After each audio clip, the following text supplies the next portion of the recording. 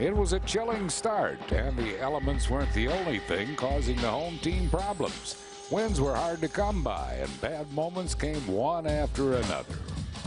Another episode is beginning, and spring has arrived. The temperature is rising, and the bats are starting to heat up. It was a mess when they left, and it's clear that they need to do some spring cleaning at home.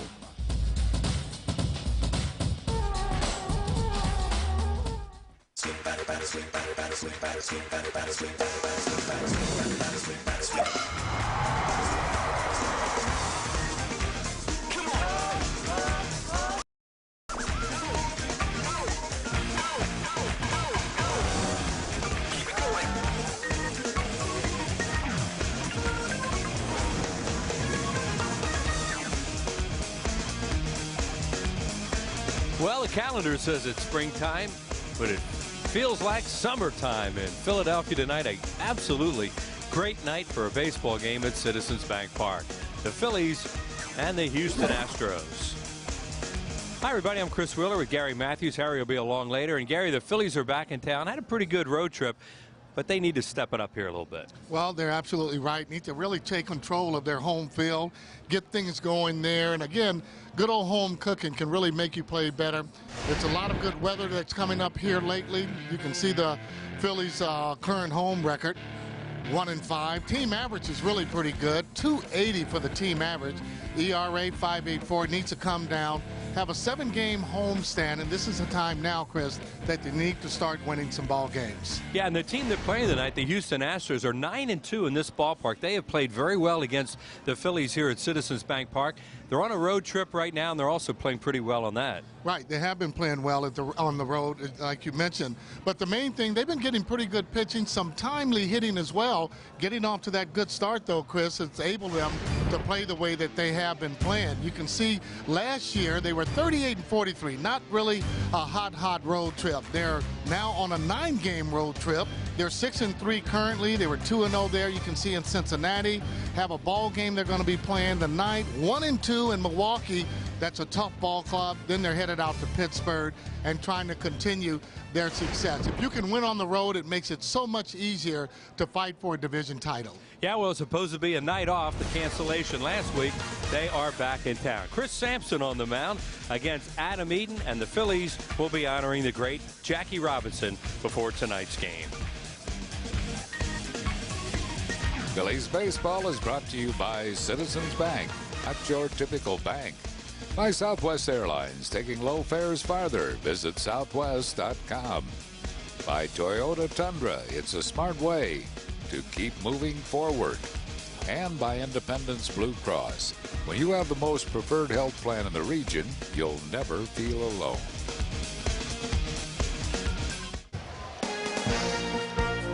Well, a week ago Sunday, we were rained out of the 60th anniversary tribute for the great Jackie Robinson. We will celebrate tonight in this makeup game with the Houston Astros. All of the players on both teams will be wearing Jackie's number 42. And Jack's brother delivered the first pitch, and it was a strike. And Harry Callis along with Gary Matthews and Chris Wheeler, and you can't say enough for what that man did, not only for Major League Baseball, Sarge, but for the country. Absolutely right, Harry, and I know that in my playing days and going out, and not just with Jackie Robinson, Josh Gibson, Satchel Paige, but obviously Jackie leading the way, being the pioneer, and talking earlier as well in the media room, you couldn't have picked a better person simply because he was an educated man as well, besides a good athlete, and being able to play in 4 different sports and excelling in all of them, from being track or football or basketball, and quite a feat, and just a heck of a person to try and grow up and emulate as far as in your education and how to act on the field and off the field. Don't think there are many men at all, maybe a handful, that could have handled what Jackie Robinson did, and did it with such grace and class. Well, day in and day out, and I think for sure that in going through those things that he had to feel that in order for other minorities and blacks in particular to be able to have a chance, and along with the Latins, that he had to carry himself in a certain way and then carry the cross, if you will, and bear the burden of the things that happened from verbally and not being able to live and be in certain hotels, but still go out and play the game. And eventually, after his teams fell in love with him and the style of play, I think society accepted it to some part where there were other blacks able to come in after him. And along what we talked about, even Larry Doby, another pioneer as well that should get a lot of credit, has not been doing that. So again, a tribute to Jackie is well due, and I'm sure that this will be something that, again, most of the athletes that are playing today will never forget. And I think by doing that as well, some of the younger players will begin to think about some of the guys that played before them and paved their way, which is a great tribute.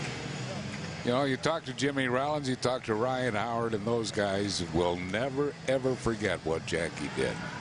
Well, I think that's good, too, because sometimes when you go up and you would ask some of the younger players, they would often say, well, no, I don't remember this guy. Or forget the guys that played back in the Negro Leagues, but how about the guys even that we're playing today? A lot of the younger players don't know a lot of guys even in my era. So to now recognize, to be able to have scholarships like you're seeing there for kids to go to college, that's a great way to remember a guy that was educated and, again, was the pioneer for a lot of the black players to be able to play and to play to this day. Well, the Phillies have taken the field for this makeup game, and let's check the starting lineup for Phil Garner's Houston Astros. They'll have Craig Biggio at second base leading off. Mark Loretta playing shortstop tonight. He'll bat second. Lance Berkman first base hitting third. Carlos Lee left field bats fourth. Luke Scott right field hits fifth. Mike Lamb will be at third base. Chris Burke in center field. Brad Osmus catching. Chris Sampson pitching. They're facing 29-year-old Adam Eaton. Start number 4 for Adam Eaton, who's pitched really well his last couple times out. 3-run home run by Brian Schneider the other night in Washington hurt him, but it was another good outing for him. First pitch of the game is slammed to deep left center field, and Biggio has hit it out of here. Craig Biggio on the first pitch of the game hits home run number 3. Hit number 2,942. 1-0 Astros. Well, he is a notorious fastball hitter. You don't expect him to hit too many home runs. He hit a grand slam the other night to win a game for them. But that ball's right down the middle, and he thought it had a chance as soon as he hit it. Oh, he knew the ball was gone. Biggio, you're right. He's a fastball hitter. First pitch fastball, he is looking to try and drive the ball and hit the ball as hard as he can, and he did that. Here's Mark Loretta. Veteran infielder, he started shortstop tonight. He's been primarily a second baseman in his career. He has Eaton in his book. He's 1 for 3 lifetime against Eaton with a home run. Line to right field, and Victorino will take care of that one.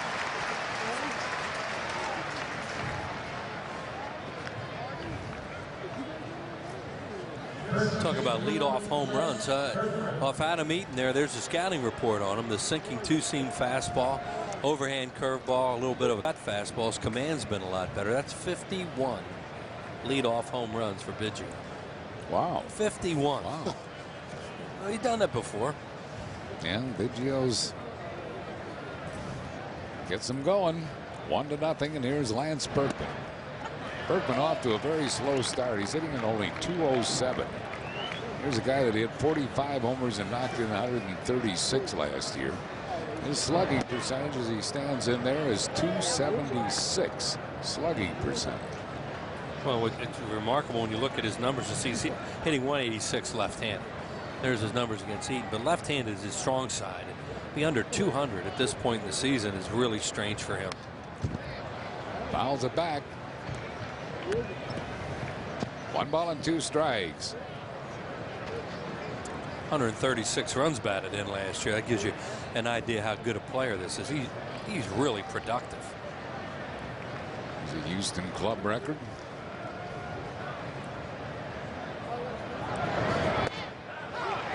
And Berkman's caught looking. It's the 19th time he has struck out. He's among the league leaders in striking out.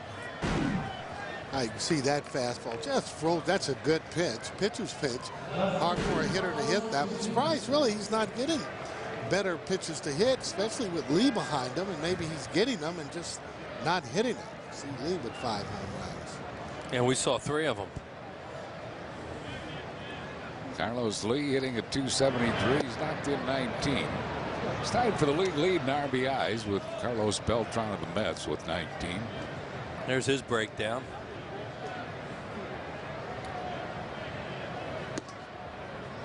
All of his home runs coming off right-handed pitching, and he hit 3 in the one game here when the Astros were in Philadelphia recently.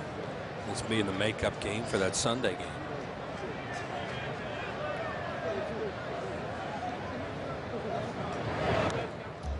Check swing foul, 2 balls and a strike.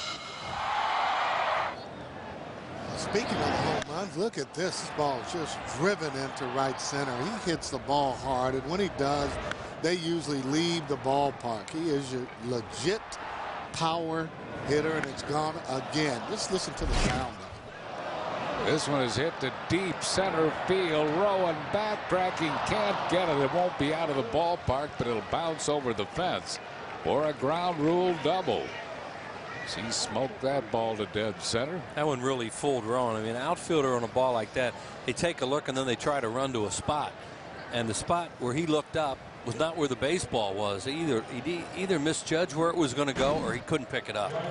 Well, the ball hit hard again, almost right out on the outside part of the plate. You can see the route that Rowan is running. The ball's over to his left side. He's going over to the right side.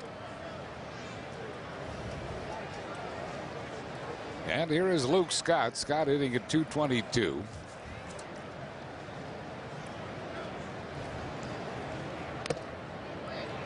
Fouled it in and out of the glove of Barajas. Jerry Crawford, the home plate umpire tonight, one of the best, and Barajas got nailed with that thing.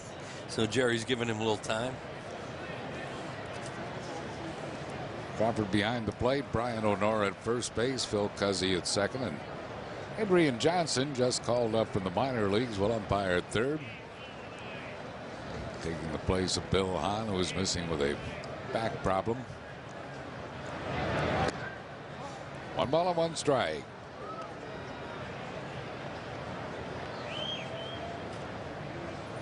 Luke Scott hasn't done a whole lot against the Phillies.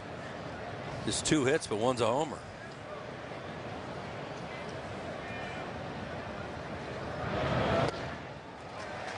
One ball and 2 strikes. Did make a great throw in that game when they were here on a Friday night when Lee hit the 3 home runs and play at the plate, and he made a tremendous throw to short circuit a potential rally.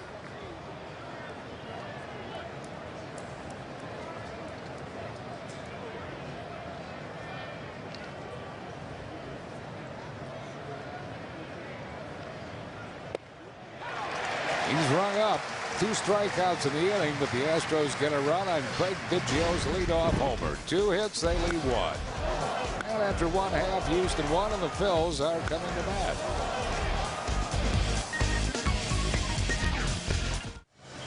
Houston scored a first inning run. Charlie Manuel's starting lineup for the Phils. They'll have Jimmy Rollins at shortstop leading off. Shane Victorino right field bats second. Chase Utley at second base hitting third. Ryan Howard first base bats fourth. Pat Burrell left field hitting fifth. Wes Helms third base bats sixth. Aaron Rowan center field hitting seventh. Rod Barajas catching batting eighth. Adam Eaton the pitcher hits ninth. That lineup facing 28-year-old Chris Sampson.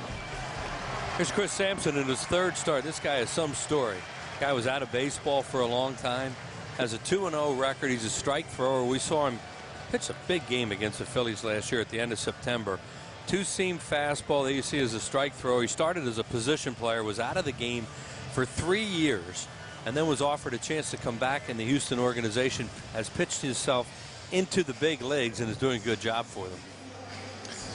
Key Stakes Chrysler Jeep, keys to the game. This is simple. Try and keep your momentum going. I know it's only 2 games, and they also need to start to have the teams fear them coming into this ballpark. Take over that home field advantage. If you can do that and start to maybe get some easy victories. Jimmy Rollins leads it off. J-Roll hitting at 280. 1 strike. Sampson will keep the ball down around the knees. We tried out for the Houston Astros as a pitcher. He was taught the sinker by Scipio Spinks. He'll throw a lot of sinking fastballs like that one. 2 quick strikes to Jimmy Rollins.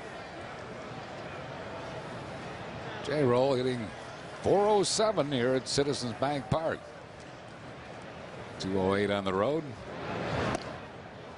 Just missed. 1 ball and 2 strikes. The Lucky McDonald's Phillies home run jackpot contestant tonight is Kristen Williams of Maple Shade, New Jersey. If Phil's hit a home run this game, Kristen wins $100. Long drive deep right. Kristen, you have won $100. Out of here. No sooner out of my mouth than Kristen Williams of Maple Shade, New Jersey, winning $100 on McDonald's home run jackpot. Right now, only at McDonald's, any size premium roast coffee, just 69 cents. How about these leadoff men, guys? Well, it's flying here tonight. It's hot for the first time, and Jimmy with his 19th career leadoff home run. This ball, it was either a cutter or a slider. Well, that's a good pitch he hit. You can see it breaking down. That's just a super pitch he hit. Shane Victorino tops the foul. So J-Roll now with 7 home runs. Barry Bonds had tied him for the National League lead, but J-Roll right back in front with 7 of them. Yeah, he's going to beat him out before the year's over. You know he's going to hit more home runs. Victorino hitting at .297. 1 ball and 1 strike. You know, every now and then you say, well, heck, a pitcher made a bad pitch, but that pitch looked to be pretty good, breaking down and in, and J-Roll was up to the task, hitting it hard. Shane Victorino lines a hit to center field. So Shane, who came in hitting .297, is at first with nobody out for Chase Utley. Well, you can see in batting practice tonight, the teams were really having a lot of fun because the ball was flying around here. And this is one of the first times they've had a chance to go out there and really feel a nice warm night. You saw the numbers on this fella Chris Sampson. They're remarkable. In his career, 4-1 lifetime with a 1.84 ERA. He's getting hurt on breaking balls right now. Came right out and threw those sinkers that Harry was talking about and got him over to Jimmy. Then he threw a little cutter or slider that that was down and in. He hooked out, and that was a breaking ball of some kind that Shane Victorino hit.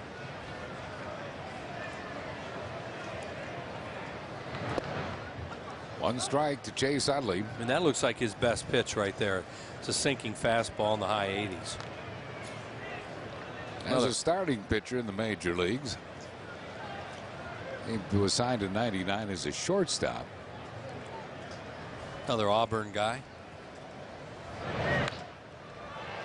Well, actually, he went to Texas Tech. He played at Auburn, Class A ball.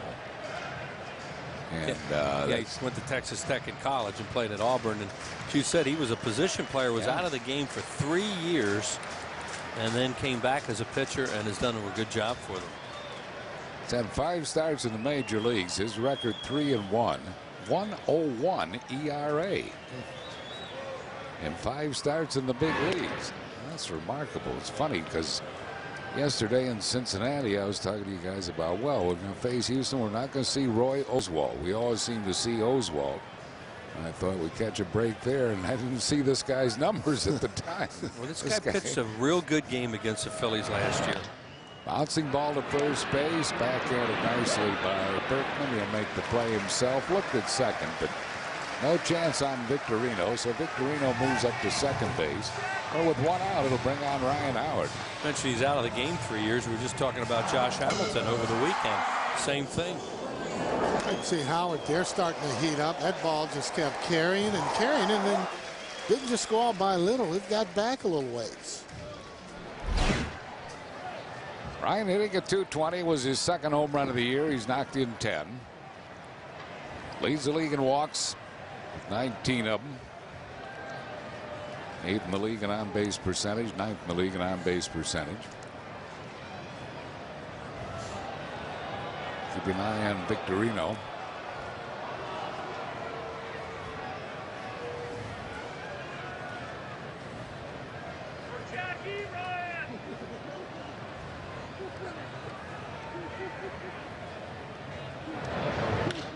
slammed into right field. Is Victorino going to try to score? Nope, that ball got to right fielder Luke Scott in such a hurry that Steve Smith really didn't have much of a shot at trying to score it. I mean, plus, that ball got there in a hurry. And Steve Smith learned his lesson last time. We were just talking about how Luke Scott made that great one-hop throw to the plate to short circuit the Phillies rally. And I was talking to Steve about that afterwards. You see him get on it really quick, and he said, you know, I had heard the reports on him where that he threw pretty well. He said, I'm going to remember that next time. He throws real well. I see Victorino as he hits the bag. He's coming around third as he's tippy toes getting stopped. Good throw. Would have actually got him. Yeah, he learned last time. Probably if Luke Scott hadn't made that throw in the game before, he would have sent him. There's Pat Burrell batting at 302.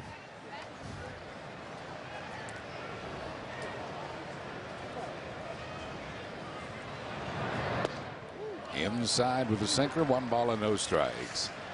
Good to see Ryan Howard getting ready. First time up and getting that base hit. That just gives you a lot more confidence for the rest of the game.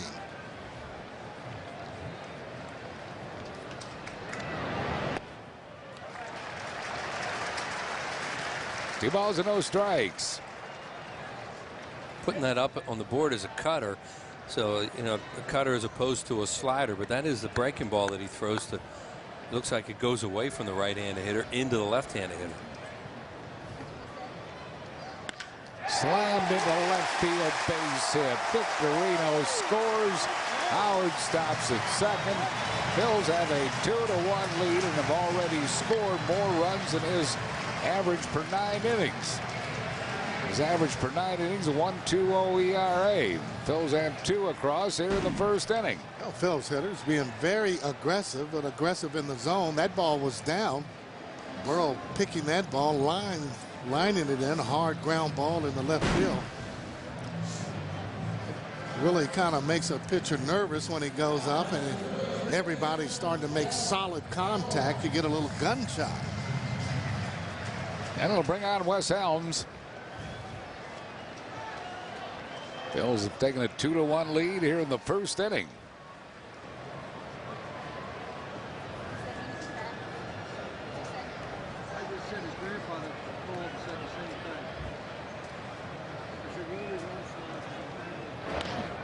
Bounce foul. 1 strike to Helms. When a guy's a reputation as a strike thrower the way this guy is too, he's not a real hard thrower, Gary. I think that can also make hitters more aggressive early in the count, figuring they're going to get a strike and maybe a pitch they can handle. Yeah, and I think hitting wise along, they're just feeling a lot better. Well, they are a team that has been sticking together. Makes it a little bit easier. You win as a team, you lose as a team, and they've had some hard knocks, but they've been sticking right together, sticking with each other. 1 ball and 1 strike.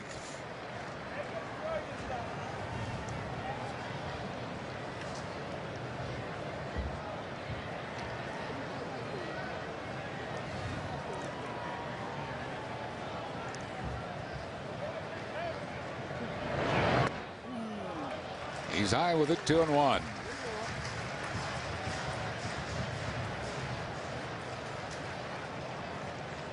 Two previous games against the Phillies, Sampson did not give up a run. And he surrendered 2 here in the first inning. Ooh, just foul. 2 balls and 2 strikes.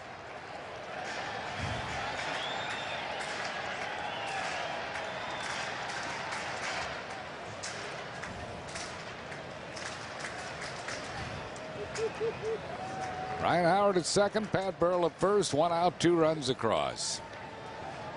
Phil's on top, 2-1.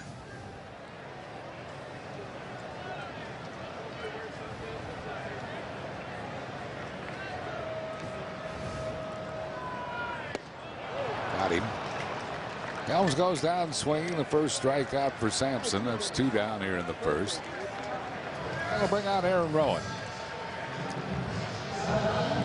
Rowan, 7th leading hitter in the National League, hitting at .355. He brings in a 10-game hitting streak, hitting .421 in the last 10 games. Career high hitting streak is a 13-gamer 2 years ago with the White Sox.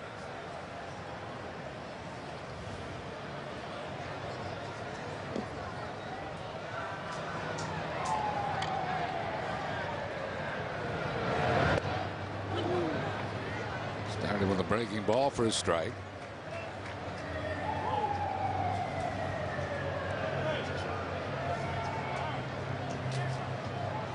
Rowan hitting .571 with 2 outs and runners in scoring position.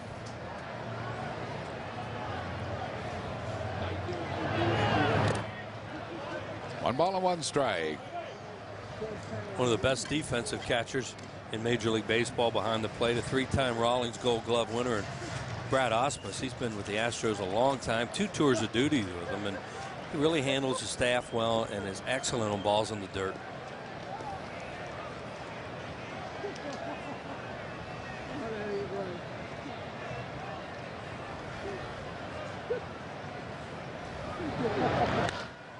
High fly ball into right center field. It's deep, but it'll stay in the park. Luke Scott makes the catch.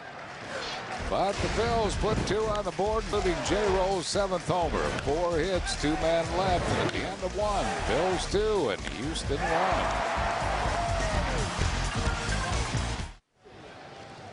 Phils lead 2-1 after 1 inning, and Mike Lamb leads it off for Houston here in the second. He's hitting at .231. Getting a start. They're giving Morgan Ensberg their regular third baseman a rest today. 1 strike to Mike Lamb. 1 ball and 1 strike.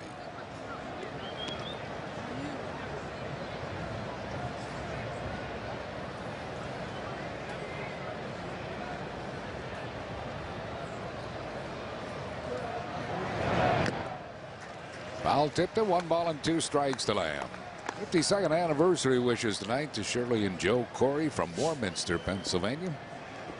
Shirley and Joe were down at spring training in Clearwater, celebrating their 52nd wedding anniversary.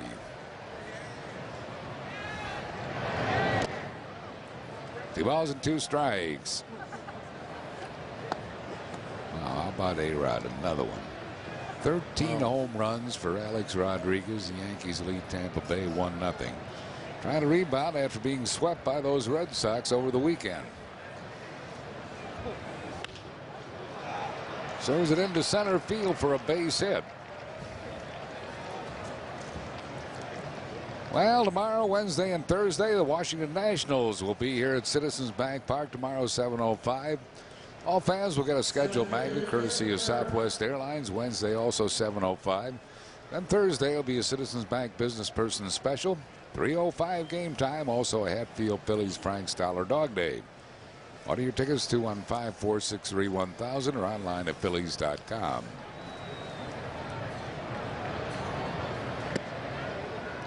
Here's Chris Burke. Burke hitting at .263.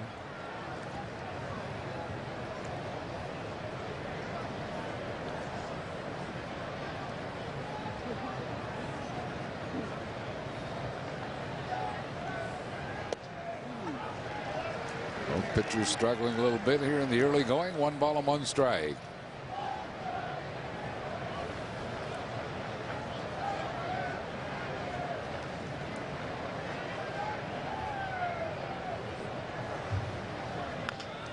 Tap foul.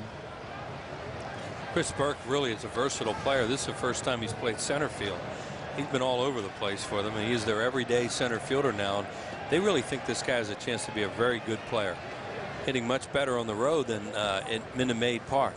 Good athlete. Bill Garner, skipper of the Astros. 2 balls and 2 strikes. Astros 9-8 overall. Better road record than home record. They are 63 up, 6-3 on the road.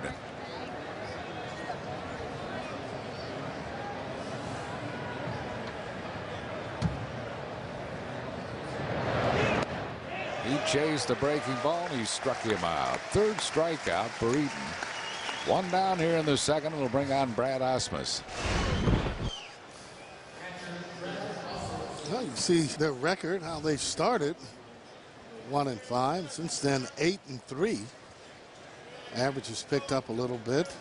8-3 after losing 2 in a row in Milwaukee too. So they really picked it up after 1-5. They got swept at home in their first home series by Pittsburgh. Well, that bullpen is the difference. They started off with over a 6-point ERA. Now it's down to 2 point something forward. Osmus hitting at .275.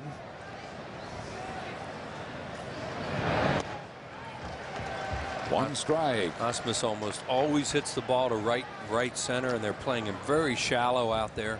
They play hit and run with him a lot. Now you have a pitcher on deck who is, was a position player one time, but still doesn't have a hit in the major leagues. But there you see how shallow they are, and that's the way you position Brad Osmus. And the word has to, especially plays very shallow in right field, and he does that. Can. Right, and he does that great on these guys offside, these right-handed hitters offside. He cheats in a little bit because he can go back so well.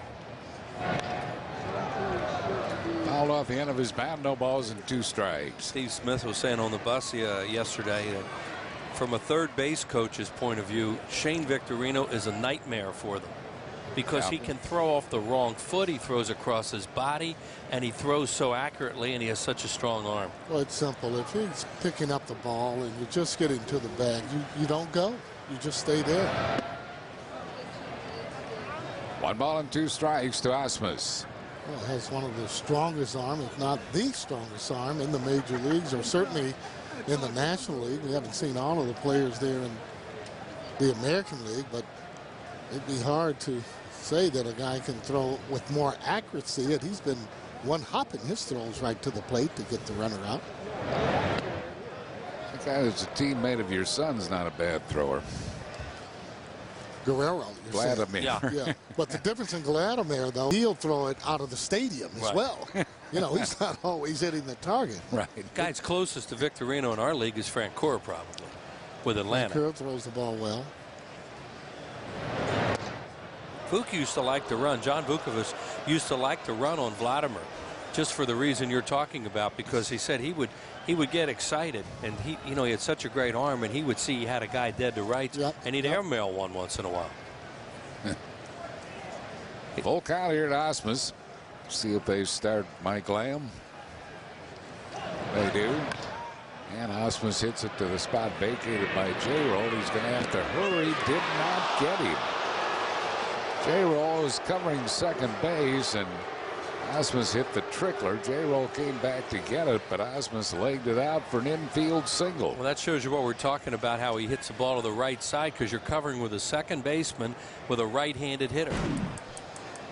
I can see that ball hit to the shortstop side. J-Roll was covering, had to retreat, tried to turn back to get him. And he was safe. Yep. Pretty good. One of the few catchers that run pretty good. Right. I mean, covering with a shortstop with a right-handed hitter, because normally you don't do it that way. It's just the opposite, because he hits so many balls to the right side. Sampson is 0 for 9 in his career. He's around to bunt, 1 ball and no strikes. Interesting that he has not had a hit in the major leagues, because he was signed as a shortstop. And last year when he played at Round Rock, they used him as a pinch hitter a lot. He had .391 at AAA last year for Round Rock. 46 at bats. Gets the bunt down. Ooh, they get the force at third, and the throw to first not in time, but Eaton got on in a hurry, and they got the force on Lamb at third base. Nice play by Adam Eaton.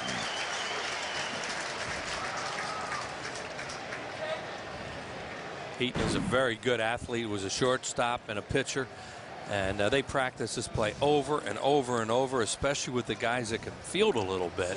And Eaton does make a good play. The ball's bunted hard. He knew where to go right away. Here's Craig Biggio, who homered his first time up. Now, don't first ball fastball him in the strike zone. And if you do, if you can throw that pitch, you just don't want to throw it for the strike first pitch. A lot of times up and in, Carlos Zambrano would do, and then he wouldn't be as aggressive on that pitch.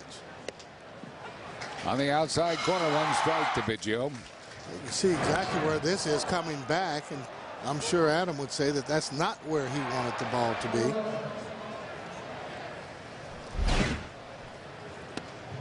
Two quick strikes to Biggio. Biggio's got good career numbers against Eaton now. He is 7 for 14.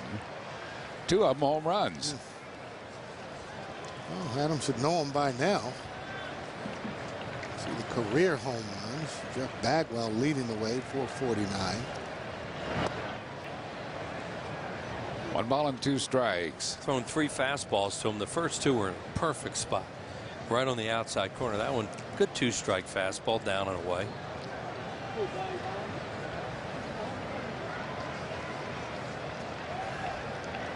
Osmus at second, Sampson at first with 2 outs.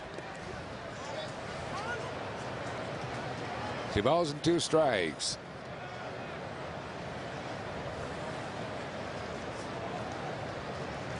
Phil's leading 2-1. We are in the second inning.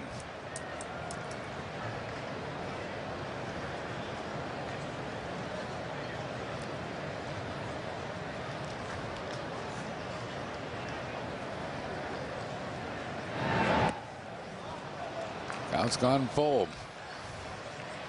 After getting ahead 0-2, it's now a 3-2 count, so the runners will be on the move. On deck is Mark Loretta.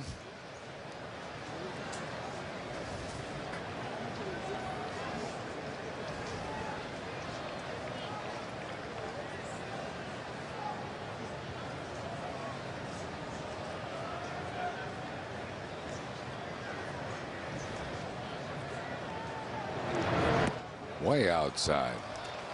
So he got in front of him 0-2 and then lost him. That'll load the bases for Loretta. Loretta lined out to right his first time up.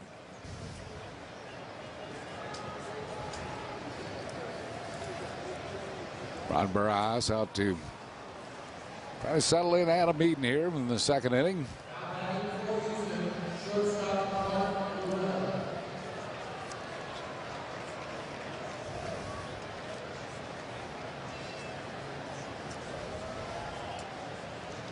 Loretta's 1 for 4 lifetime against Eaton. It was a home run.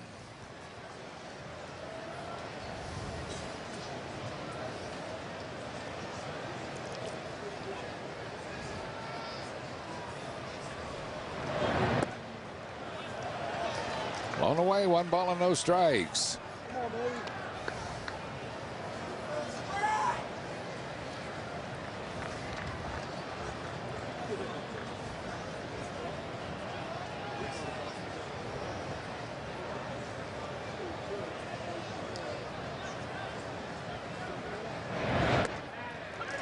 That one over. 1-1 the count to Loretta.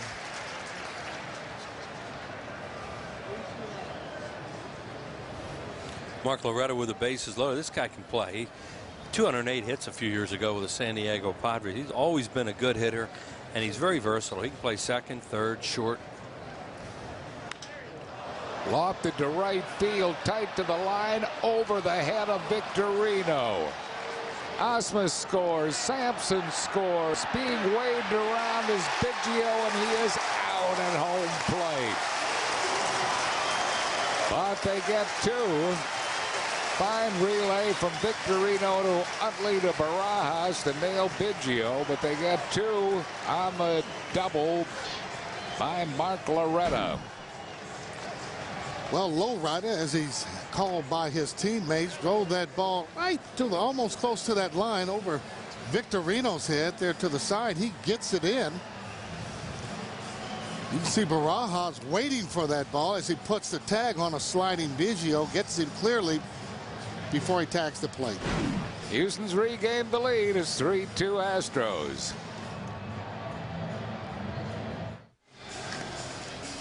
Well, the season's underway, of course. We can still get in on a season ticket package. They're appropriately prorated for any missed games. The options include full season and many different partial plans. You get the best seating locations here at Citizens Bank Park. Many benefits and postseason ticket options. For information on season tickets, call 215-463-5000 or online at Phillies.com. Well, Houston leading at 3-2. We're in the second inning. A warm day here and a beautiful evening as Ron Barajas leads it off for the Phils. Both pitchers have thrown a lot of pitches here in the early going. Barajas is 3 for 18. Hitting a 167.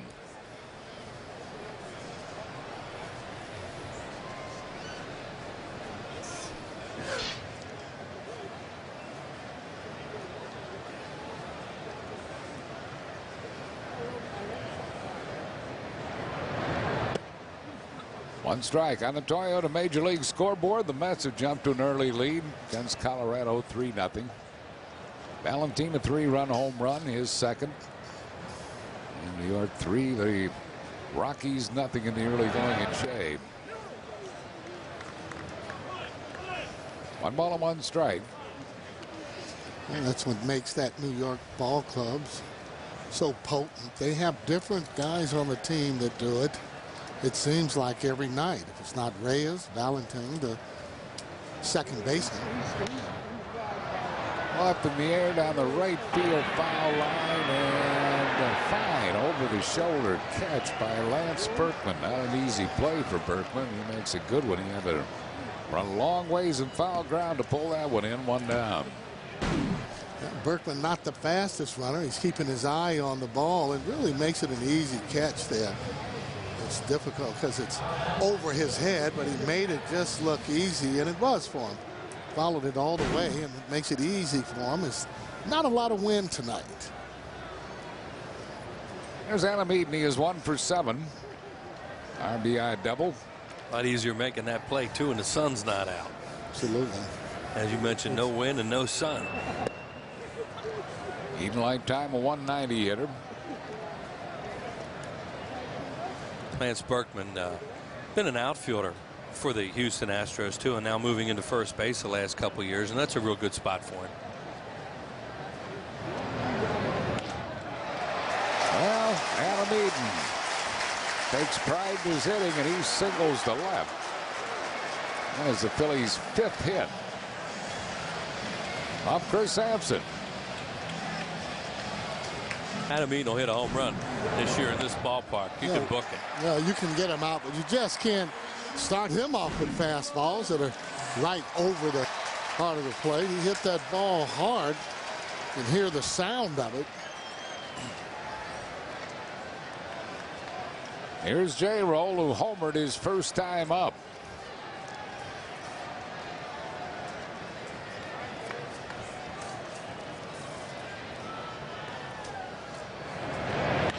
Slams this ball to deep center field. Well read by Adam Eaton, and Eaton's going to score, and J-Roll's going to end up at third base with a triple, and this game is tied at 3. Look, it was really interesting. I'm going to say it after the first pitch that they were holding Adam Eaton on at first base with a left-handed hitter up, and him being a pitcher figuring he wouldn't run. And you think, well, it would really work out for him when the ball goes in the gap, but he really ran the bases, still was able to score even though they were holding him on, and Jimmy gets a triple. Well, that ball's hit right in the gap there. That's that triple land. You're going to have your runner score from first base, and J-Roll flying around the bases. He makes that triple easy as he slides in before the throw gets there. Look at that line drive. He splits the gap. He's done the 2 most difficult things already of a cycle, which is a home run, and a triple with a single and a double left. Nice hitting, J-Roll. He should get at least 3 more at bats, and here's Victorino, 1 strike to Shane, who singled his first time up. Well, there's Adam Eaton, and they, give him a little time to settle down, but most pitchers being on base would have turned that triple into a double. Yeah. And that was really good base running by him. He was flying around those bases. He read it all the way. Bouncing ball, and Rollins is going to score. Biggio throws out Victorino, but J-Roll scores run number 4 for the Phillies. And the Phillies now regain the lead at 4-3. See the way Phil Garner played that too, especially with Utley and Howard hovering in the lineup coming up, that he decided to play back. Even though he gave up a run there and a weak ground ball, he didn't want to leave any room there for a Victorino to shoot one through and make this even a potential bigger inning. Here's Chase Utley, grounded out his first time up.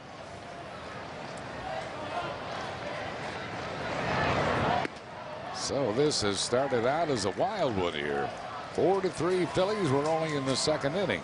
Hitters are feeling a lot better at the plate. There's warm weather. Your hands feel good. Your body feels good. And consequently, their bats are pretty hot. Off in the air to left field. It's caught by Lee, and that will be it for the Phils. But the Phils regain the lead. Bill Cash will be our guest coming up in the next inning from the Philadelphia Stars. Phils on top, 4-3. Bill Reddy Cash from the Philadelphia Stars. Reddy Cash, nice to have you with us, my friend. Good to be here.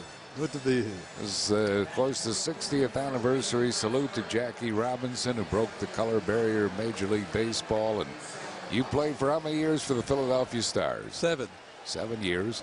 I see one of your highlights was at here in Philadelphia.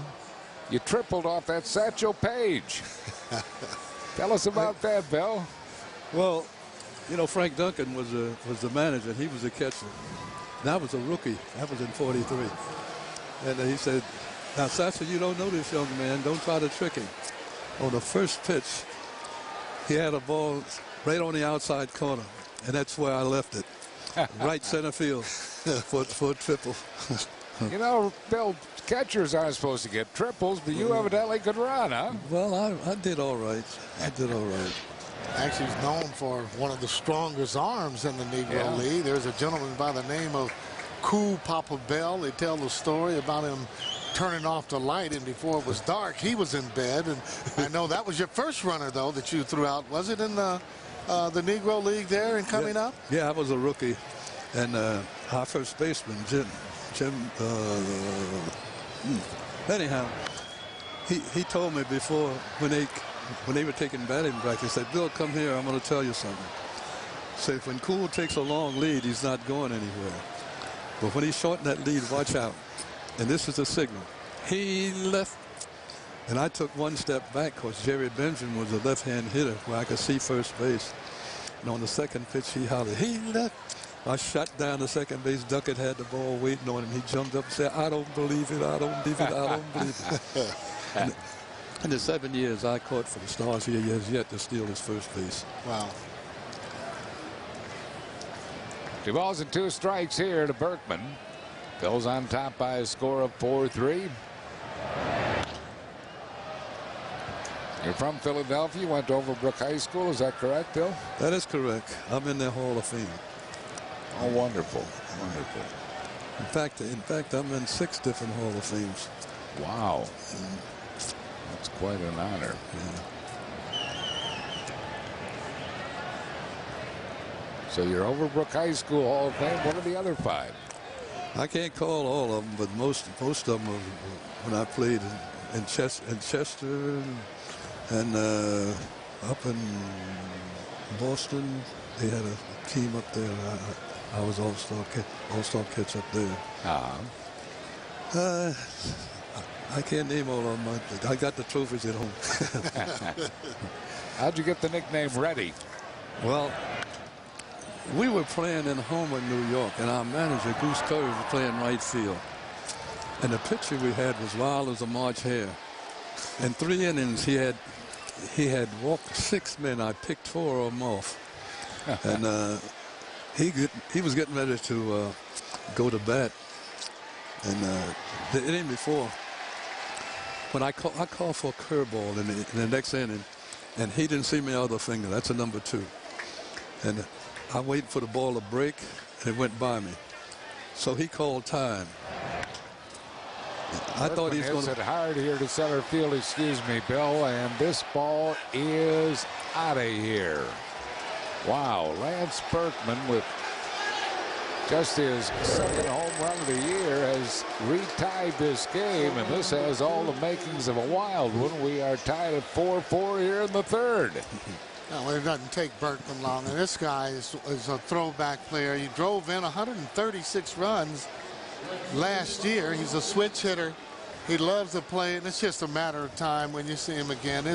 That you don't have to look at his average. He brings a lot more to that team there, power and also leadership. So then that meant you were ready for any pitch. Was that it, Bill, or what? No, I thought he was going to take the pitcher out. He called time and he took me out. So we were in the bus going to the motel where we stayed. I said, "Why do you take me out of that game?" You weren't doing what I said do. I said, what's that? So Apple spoke up. He said he called for a curveball, and I didn't see his other finger. I said, Goose, when I put this uniform on, I'm ready to play, and I'm ready to win. So the guys started calling me Ready Cash. And that's how I signed my name now, Bill Ready Cash. Yeah. Do you still follow baseball, Bill? Oh, yes. Yeah. I follow all sports. Only thing I don't understand is hockey. It's a tough sport, I can tell you. And there's some great athletes as well playing in hockey. Yes. What are your recollections of Jackie Robinson breaking the color barrier in Major League Baseball Well, 60 years ago? When Jackie broke the major leagues, we felt all of us had a chance. So the thing about it was we felt that we had a chance. And I was in the White Sox organization, 1952. And I was in spring training in Victoria, Texas. Sam Hairston, I don't know if you remember him. Yes. Sam Hairston and he was up with the White Sox in 51. And they sent him down. Both the catchers got hurt. They sent him down for 3.5 months. He hit 367 down there in 3.5 months. They gave the catching job before I got there. But they told us, said, look, you two guys are the catchers. We got 29 games to play in spring training. What do you want to do?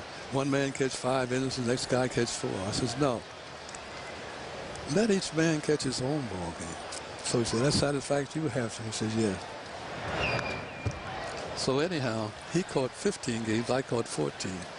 We had 2 reporters with us all doing spring training. They had all the information. They sent it back to the papers in Colorado Springs. I hit 375 to Harrison's 214. And they promised us the guy that shows up tops stays in. When time comes to cut down, they sent me out. Wow. After that kind of spring. Wow. That's interesting. No, nobody really talks about they already had their mind made up. Right. Already. Right. They had their mind made up that it was going to be Hairston. I was just going to mention about Harry Doby there, Harry, that a lot of times, Bill, they don't give him hardly a lot of due, and it was almost as tough for him in the American League as well. Well, you know, the last game he played with Newark, they played us in Newark, New Jersey. Last time he came up, I said, Larry, congratulations. I said, because we can't get you out. He was hitting 404, 408. Wow. And he was one of the great ball players in our league because he could play, hit, throw, and all that. Luke Scott is rung up here.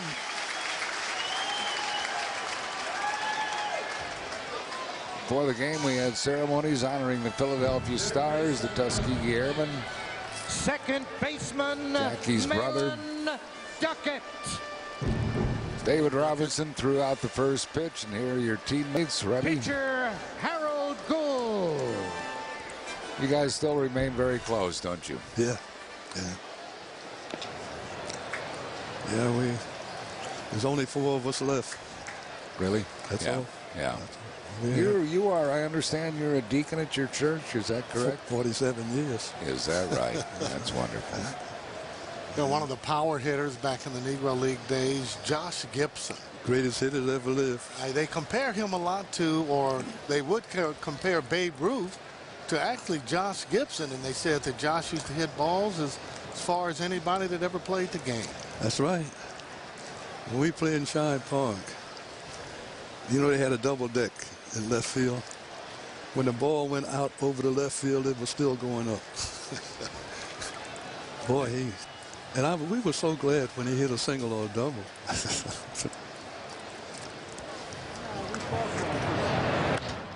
You was a catcher, I guess, with the Philadelphia Stars. I guess base running, trying to steal bases, was more prevalent in that era than it is now. Is that correct? That's correct. Yeah. They had base stealers that they watched the pitcher. It's how much time it took for him to deliver the ball. Well, another strikeout as Lamb goes down. Bill Reddy, Cash, an honor to have you with us, and very best to you. God bless you, my friend. Thank you. We are tied as a result of a home run here by Lance Berkman. Phillies baseball is brought to you by Dodge. To get anywhere, you have to grab life by the horns. By refreshingly smooth Bud Light, always worth it. And by Geico, 15 minutes could save you 15% on car insurance. Visit us at geico.com or call 1-800-947-AUTO. Well, we're all knotted at 4-4 here in the bottom half of the third inning. Ryan Howard leads it off. He singled his first time up. Wild and Woolly won this makeup game with the Houston Astros. A lot of scoring here in the early going. Both pitchers have thrown a lot of pitches. 2 balls and no strikes to Howard.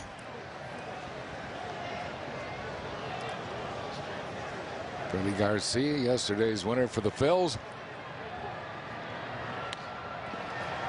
Ground ball to Biggio. Howard's retired, 1 down. Well, it's time now for the Dodge Stump the Fans trivia question. Log on to Phillies.com. Go to the fan forum section for all the information. Please submit your answer on the subject line. Tonight's Dodge Stump the Fans trivia quiz. Who are the only 2 players in the 20th century to have 50 or more doubles and 50 or more stolen bases in the same season? The answer and winner will be revealed in the 7th inning. Pat Burrell singled to drive in a run his first time up. 1 ball and no strikes to Burrell.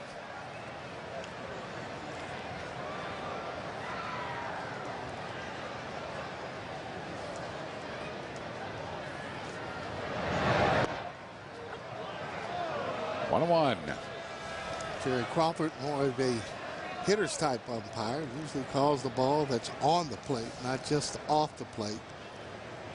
It's been that way for years.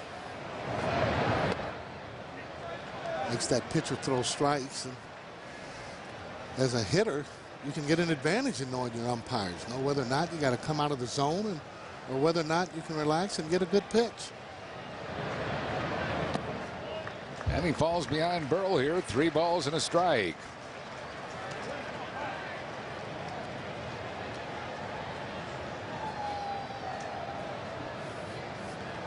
Philly fanatic at home wherever he happens to be in the ballpark. In this case, he is in the left field seats asking Burrell to hit him one.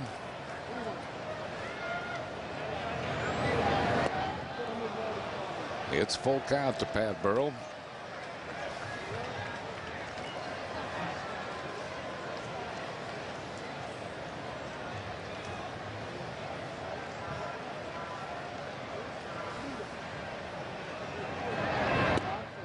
Burrell's rung up on the inside corner. Will be the 2nd strikeout for Sampson. 2 down here in the 3rd. Well, tonight on Sports Night, Derek Gunn discusses the upcoming NFL Draft with Eagles General Manager Tom Heckert, plus all the news on your teams on Sports Night. That'll be the night after Phillies postgame live, only on Comcast Sportsnet. Les Helms struck out his first time up. 1 strike.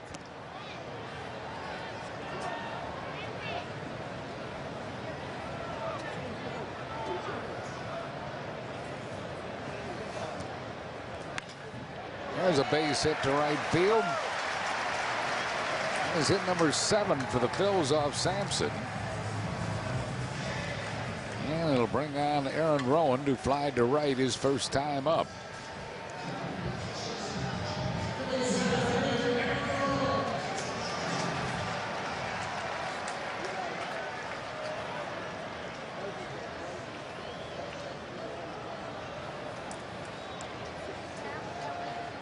At first base, Wes Helms, 2 outs.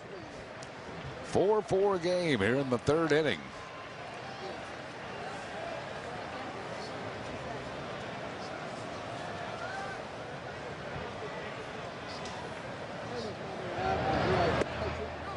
Trying to check his swing, did he? Evidently, yes. 1 ball and no strikes to Rowan.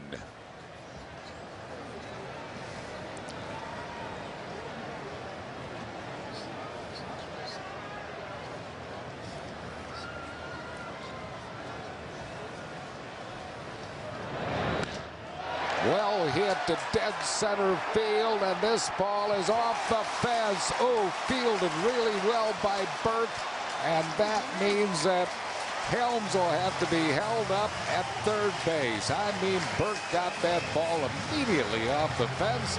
He thought probably a run would score on it, but not the case because of a good play by Burke out in center. Got a perfect bounce. It came right back to him. I thought for a second it might bounce over for a ground rule double, but this baby comes right back to him. Looked like a slider or a cutter there.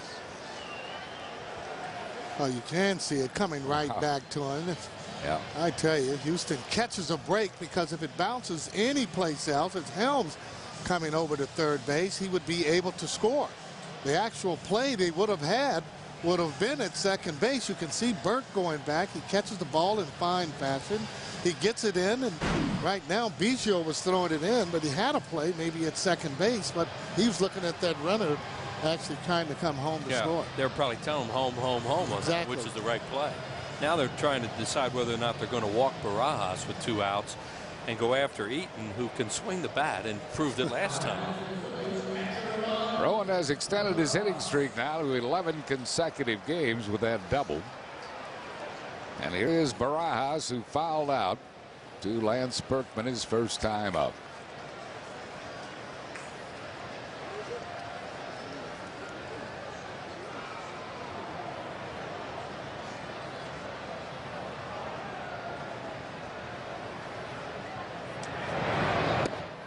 One strike to Barajas.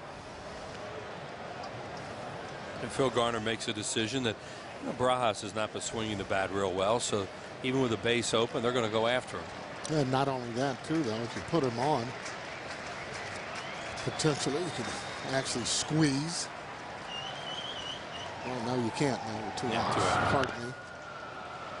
Yeah, but and you know you give your pitcher a decent bat, right? And you give your pitcher no wiggle room, and Barajas isn't hitting, and Eaton's swinging the bat. Well, Barajas is 3 for 19 this year, so if he was a good hitting catcher, no matter what, you know, they would actually go on and walk him and then pitch to Eaton. Sure. Even if they thought Eaton had to hit the first time up. Barajas in the hole, no balls and 2 strikes. 1-2. Come on, baby.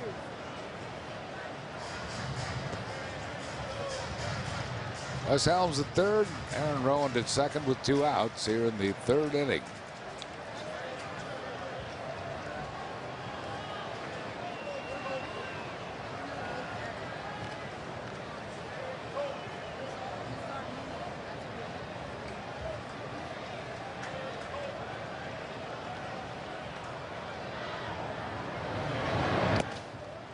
Another one low and away.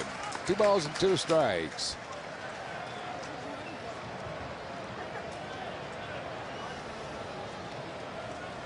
Sampson's next pitch will be his 50th of the game. And we're just in the 3rd inning. Yeah, we talked about him, about Sampson before the game, that he's a strike thrower. Well, tonight he's a strike thrower, but he's a little bit too much in the middle of the plate and up, and the Phillies have been getting good swings at him.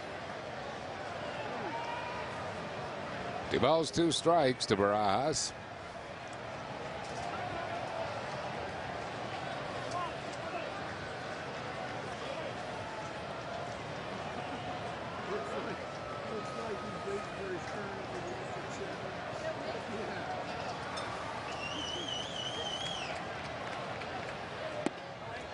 Well, after getting in front of him 0-2, the count's gone full.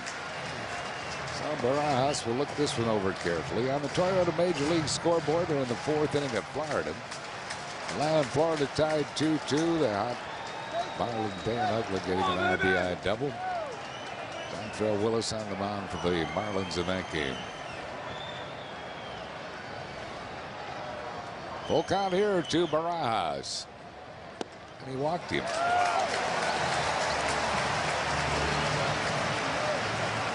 So the Phillies have the bases loaded with 2 outs. Yeah, For Adam Eaton, a chance to help himself here. Adam singled and scored a run his first time up. Oh, you mentioned he got 2 quick strikes on him, and then he threw him all breaking balls, tried to get him to chase that slider in the dirt. Good job by Barajas laying off those pitches. And you get Eaton up there, swing the bat a little bit. No matter what, you've turned the lineup over on a hitter's night.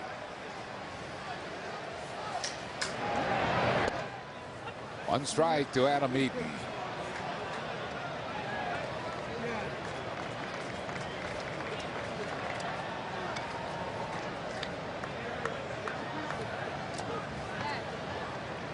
I think it won the count to Adam Eaton.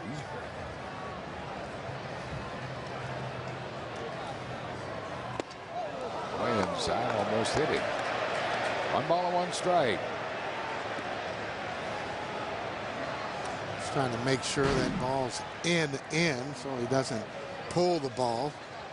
That's the reason a lot of pitching coaches don't like pitchers pitching in with the bases loaded, just for that reason. He might hit him. Ball and 2 strikes to Eaton. That one's in and in for a strike. Just tied Eaton up on that fastball. Last time a Phillies pitcher hit a salami was against Montreal back in 2002. It was Robert Person that hit a grand slam. It's someday that day. I think he hit a 3-run homer in that game too. Wow. He hit 2 in that game. Eaton goes down swinging. Center field play of Chris Burke saves a run for the Astros as the Phillies lead loaded. Chris Wheeler has play-by-play for you in the 4th. After 3, we're tied at 4. Birthday, and come on out early and celebrate the Fanatics King for a Day birthday party. A tribute to King Tut. The pregame show includes belly dancers, a fire eater, Irina the hula hoopster, and other exciting surprises. Don't forget, you get that Fanatic bobblehead figurine for all fans 14 and under. It's compliments of Citizens Bank. That's this Sunday.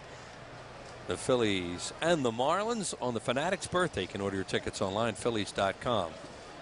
Kind of an offensive night, to say the least. 8 runs and 14 hits through 3. A lot of balls have been hit hard so far tonight. This ball is not hit hard. It's popped up in foul territory, and Ryan Howard has a play. And he puts it away as Chris Burke is retired on 1 pitch.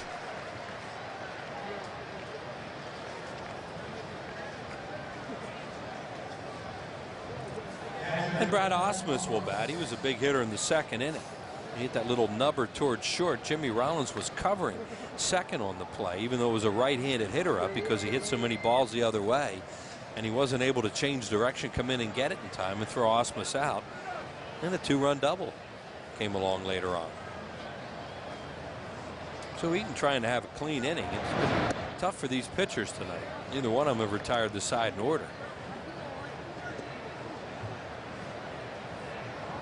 Osmus with the infield hit and a run scored. The pitcher Chris Sampson waits on deck.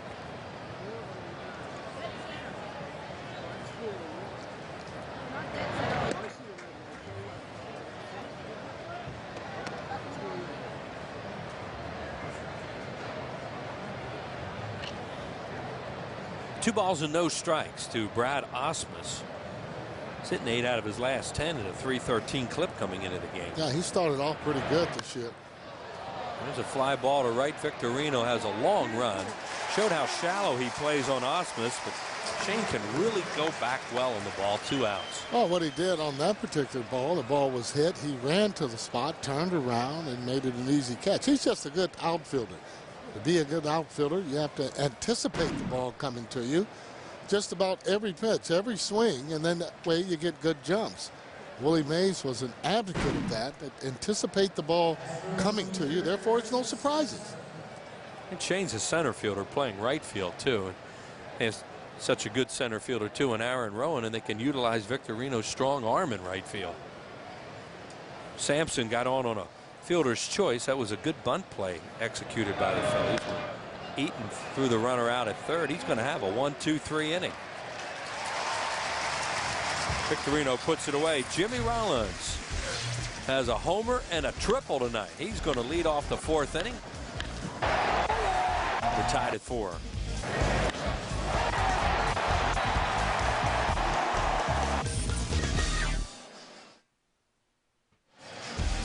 Phillies baseball is brought to you by WB Mason. Don't forget, for office supplies at amazingly low prices, who but WB Mason. By Chrysler, inspiration comes standard. By McDonald's, any size premium roast coffee, just 69 cents. And by Acura. Acura Advance.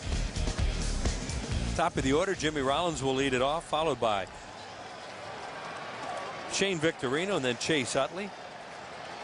Only 5 pitches last inning for Adam Eaton, and got him out in order. And it has been a hit fest here so far, led by Jimmy. Leadoff home run to triple in the 2nd inning. Now has 9 multi-hit games already this season.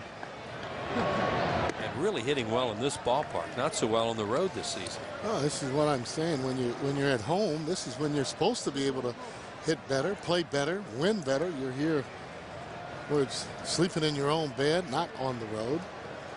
Well, Phillies have not been a great home team in this ballpark. They right around 500 the last couple of years, and right now, of course, off to the poor start, 1-5.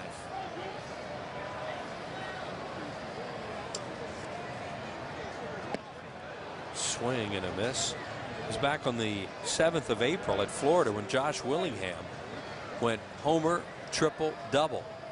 And you see Jimmy with those 7 home runs in the first 18 games. The last guy to do that, Mike Schmidt, in the same time period. And we were looking at a reverse cycle that night for Josh Willingham. He made an out in his 4th at bat. Well, Jimmy right now has gone homer, triple. Well, that's the hardest part of the cycle. Pop-up foul, out of play. Homer, double, triple, single.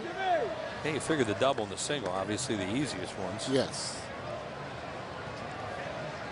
He's just trying to win a ball game tonight. If he hits for the cycle, that would be terrific. That's the most important thing. It's always better when you do any type of stats that are great. If you win, you remember it a lot better.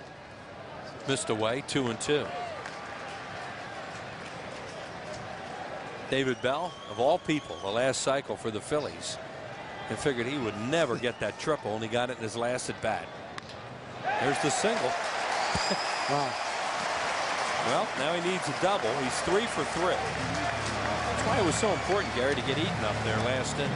Turn the lineup over and let Jimmy lead off. That's always important when you can get that pitcher up to the bat. Is J. Rowe now with 3 hits in the game, a double away from a cycle. And he's just having some fun. Heck, he's been hitting the balls in spring training and developed that eye, I thought, in spring training. Didn't swing at as many bad pitches, and consequently this season hasn't done that. And then came out on opening day. Well, Smoltz was dealing that day. Struck out 2 or 3 times on opening day, which really surprised everybody. But John Smoltz, really good stuff in that opener. Well, sometimes you do have to recognize and give the pitcher credit. Cole Hamels pitching a heck of a game the other night and 15 strikeouts. And these are type of games that you just don't see very often. Move over to first. Jimmy back in time. Shane has a base hit tonight and has scored a run, and he's also grounded to second. He's picked it up. Last 8 games at a 361 clip. Yeah, he's picked it up, and that's what the Phillies need up at the top of the order to get those base runners on. The more chances that you have 3, 4, 5 guys, the easier that situation becomes. Jimmy's stolen 2 bags in 2 attempts. Big hole on the right side for Victorino if he can hook one through there, and the right fielder Scott is really deep.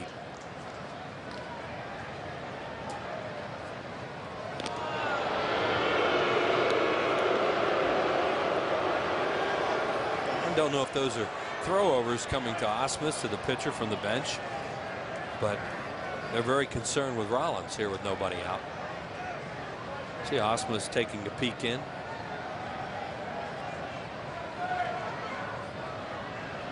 There he goes. A line drive just over the head of Loretta. Still good base running by Jimmy because it was just a flare, and he gets to third. First and third, nobody out.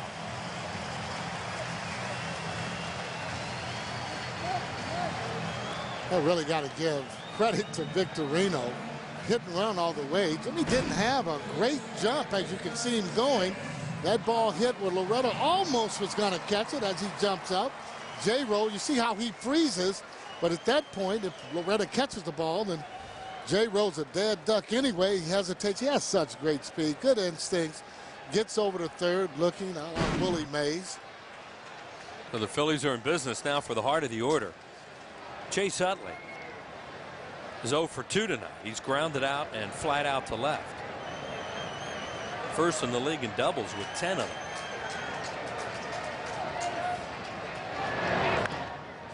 Foul down the first baseline. Nobody up in the Astros bullpen. Phillies already with 10 hits in this game. Well, these are the situations the third, fourth, and fifth hitters really relish on. Got runners on third base. And it's almost as if it's a free at bat. The infielders are back. You have good speed.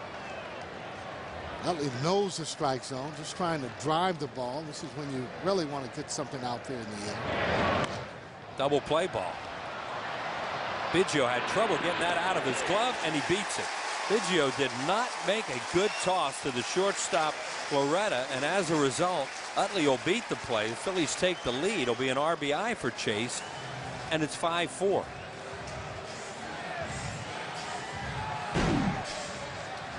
Well, that's just big right there. And Biggio, you see how he hesitated.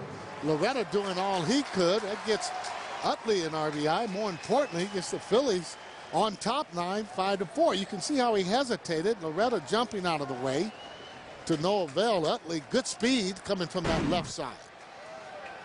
Well, you get a big break there. And here's Ryan. Breaking ball for a strike. He singled his first time up, grounded his second. 1 for 2 tonight. That's why when you hit the ball, you got to run as hard as you can. You can't take anything for granted. Utley always hustling. Almost hit him. If you're Loretta on that play, the shortstop, you're just begging for Biggio to get that ball to you, too. Well, he tried to, but it just almost as if it stuck in Biggio's glove where he kind of pumped his arm there a little. There's Biggio. That's why a lot of times you'll see the second baseman with those little small gloves just for that reason. Fouled away down the left field line and out of play, and the count on Ryan Howard. A ball and 2 strikes. 5-4 in a wild one here on a nice warm summer-like night. There's Shane Victorino. And he went after Loretta too. After that little hesitation, he made sure he didn't get a lot on the throw.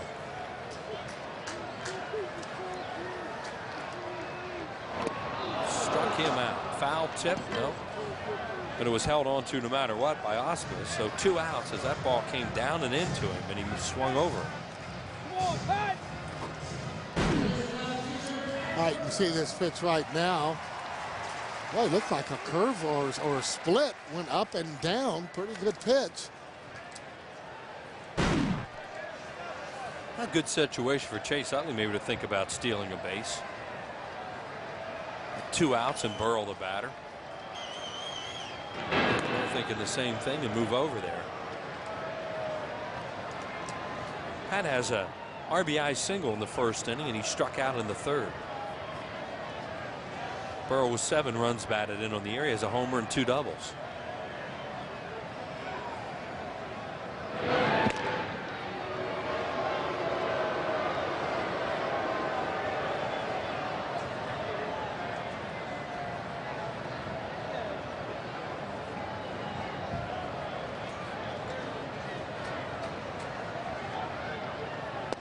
Table setters really doing the job for the Phillies tonight. Jimmy Rollins, Shane Victorino have been on base 5 out of their 6 plate appearances tonight, and they have scored 4 of the 5 runs. It makes it no secret. When you get those guys on that can run, and there they are, a double duo there. Burrell, a line smash. That's a base hit. Utley steaming on his way to third. Carlos Lee gets it back in, and runners at the corners with 2 outs. For Wes Helms. A solid hitting by Pat. Ball hit so hard right past Loretta.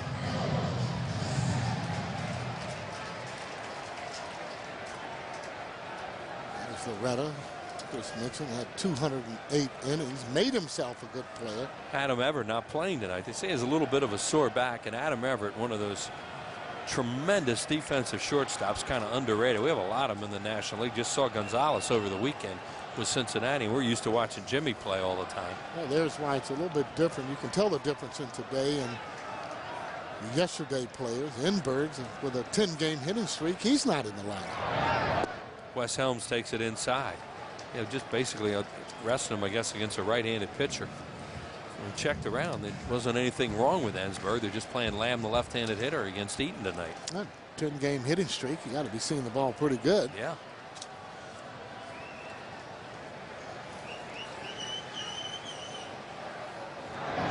Wes Helms, a hard ground ball, base hit up the middle. Scoring is Chase Utley. Stopping at second is Burrell. And they're wearing out the middle of that diamond in this inning. 6-4 Phillies. And how big now is that play that does not turn into a double play on the ball hit by Utley? Well, that doesn't show up in the box scores. And 2 things on that particular play. You got Victorino going in hard as he can, and then Utley hustling, which made the inning be able to go on longer. Here's that pitch right out over the plate, and you're right. He's been throwing a lot of strikes, been catching too much of the middle of the plate. Consequently, been getting hard, and that's just what the doctor ordered for the Philadelphia Phillies hitters. And see the bullpen starting up. Well, no matter who gets up tonight, it's going to be number 42. Absolutely right about that.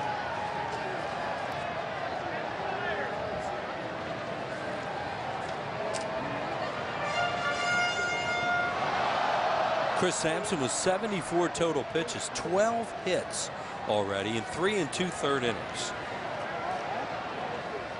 Wes Helms with his second hit of the game at first base. Pat Burrell with 2 hits at second base. And 2 outs for Aaron Rowan, who smoked a double to dead center his last time up. He's also flied to right. Aaron now with an 11-game hitting streak as he's been hitting the ball great.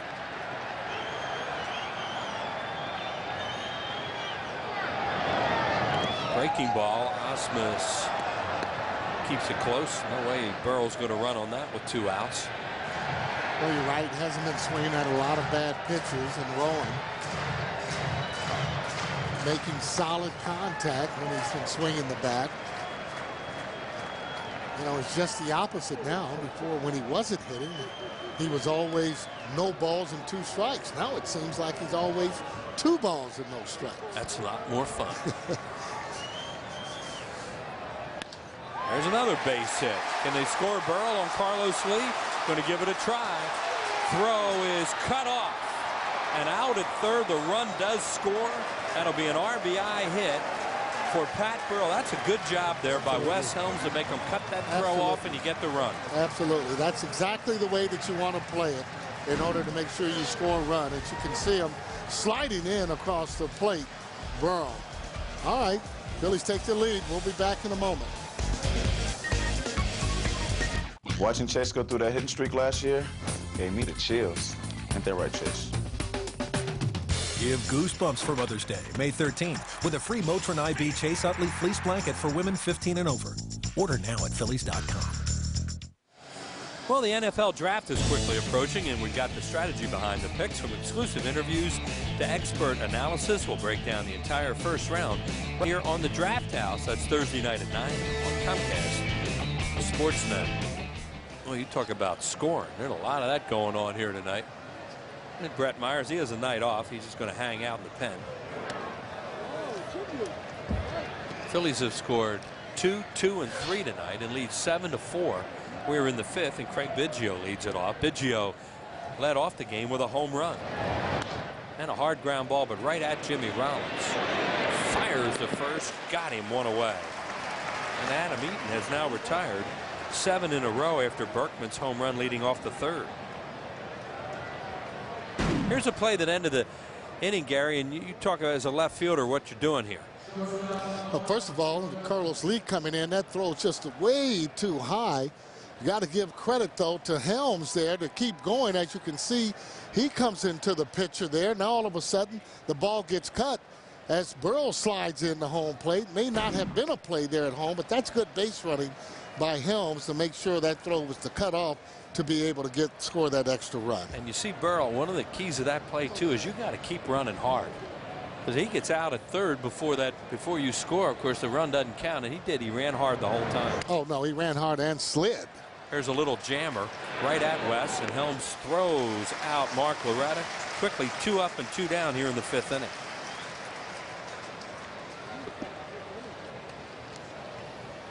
Good job by Pat Burrell scoring on that play. Wes Helms either made them cut it off or they decided the throw was offline and decided to cut it off. Oh, no, he made him cut it off because he was wide in the view, and it was an easier out and the third out. That's what you want to do in that Well, situation. Pat, he kept hustling and sliding and didn't take it for granted that he was going to make it. Consequently, Phillies end up with another run. Lance Berkman with that solo home run into the seats, the first row in left center field. It just kept on going. Berkman's second of the year. And he's also struck out. 2 outs and nobody on base. And he gets in another kitchen there and he fouls it off. Really like to see Adams shut him down here now after the Phillies have just gotten a 3 spot to break a 4-4 tie.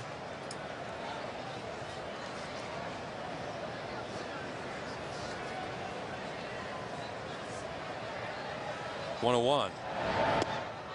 2 balls and 1 strike. Carlos Lee waits on deck. Big Carlos had a 3 home run game here a couple weeks ago in this ballpark. Yeah, good hitter.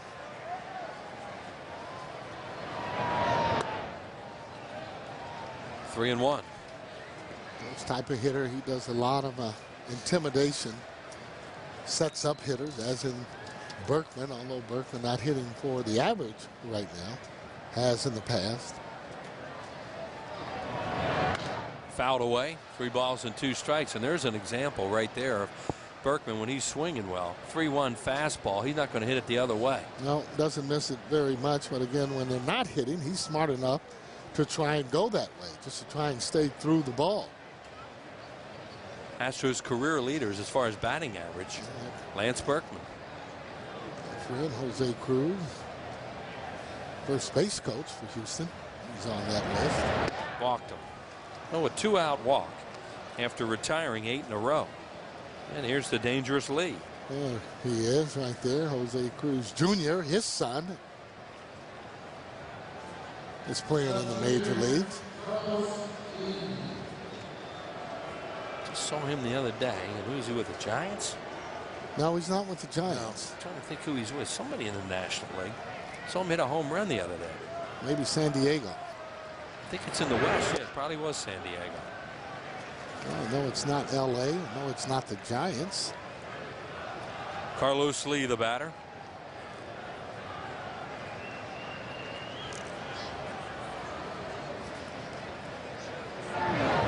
Swing and a miss. It is the San Diego Padres, and saw him hit a home run right-handed the other night in a game. He, of course, is a switch hitter.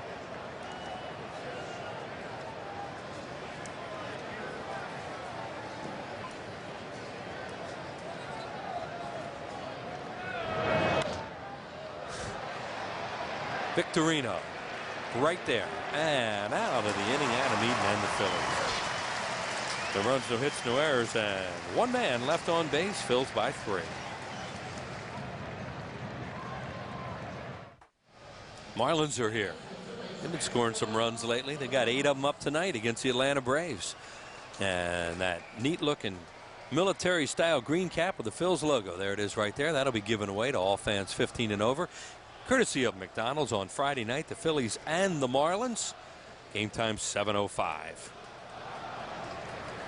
Rod Barajas will lead it off. Just a little thing like them walking him with 2 outs in the 3rd inning. They didn't mean to walk him, but he wound up having a good at bat. He walked, turn the lineup over, and darn if the Phillies don't lead off with Jimmy Rollins with a hit, and it turns into a 3-run inning. And on a hitter's night, when you turn the lineup over and when the ball's flying like this, it's important. The difference as well, the balls have been hit hard, but they've been placed very well. As a hitter, all you can do is just hit the ball hard. You have not a whole lot to do with where the ball is going. This guy's a contact pitcher, and no doubt about it. Chris Sampson, and they've hit him pretty hard tonight. Mentioned the Fish are scoring some runs. Olivo and Ugla have home runs tonight, and Florida 8-2 over Atlanta, and Dontrell Willis pitching that game for the Fish. Well, that means that we got a good chance to see him as well. And Dontrell, one of the better pitchers in the league, very animated. One of those throwback type guys as well. Loves to do whatever he can to make his team win, and a pretty good hitter as well. No balls and 2 strikes now on Barajas. There's a base hit for Rod. And Sampson got that ball in the middle of the plate. And they are really hitting him hard. Rick White is up in the bullpen.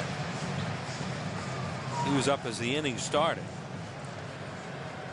And Phil Garner just leaving Sampson out there right now, but you know, you got to be thinking about a pitching change pretty soon. There's a guy who pitched for the Phillies last year. I think he just sent Osmus out to stall a little bit, just to talk to his pitcher, and maybe they are going to make a change. Well, I just asked him, was he ready? And that's the reason that you see Osmus going out to home plate. Usually when it's ready, a lot of times they'll call, or you'll see the guy raise his hat up to let you know that he's ready to go.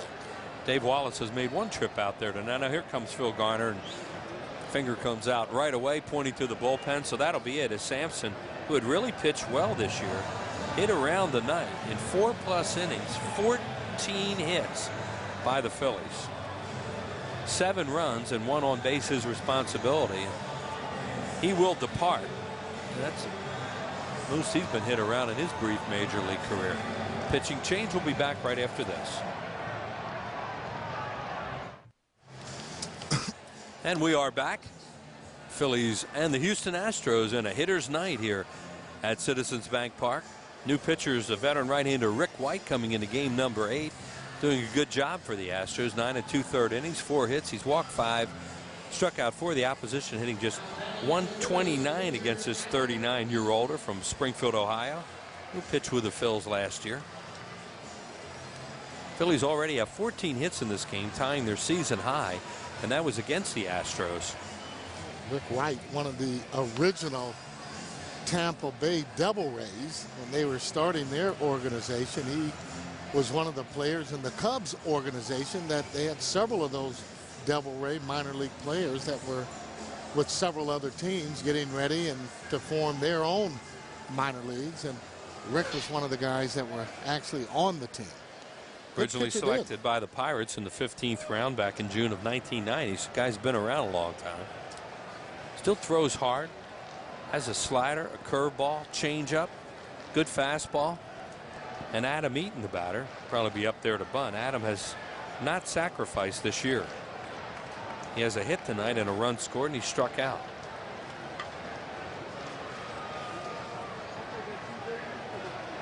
Rod Barajas at first base and nobody out. And Eaton puts it down. White thinks about second, makes a really good play, knowing that the catcher is running. So 1-6 on the fielder's choice. Eaton is at first base and 1 away. Hey, you got to give credit right there to Rick White. He actually got that ball and in full fashion, knew what he was going to do with it when he got it. Our Geico quote of the day is from Jimmy Rollins. I don't think I would have made it. There's no way a lot of people would have attempted to do something like that. But like I said, he was a special person. He was called on for something special, and he accomplished it. And talking about Jackie Robinson and his ordeal and what he went through in the Negro League. It's great to honor Jackie Robinson here tonight. A terrific pregame show. Jimmy, a double away from the cycle, and we're only in the 5th inning. He has homered, tripled, and singled. And there's that retired number of Jackie Robinson's retired throughout baseball, and everybody wearing it tonight on both sides.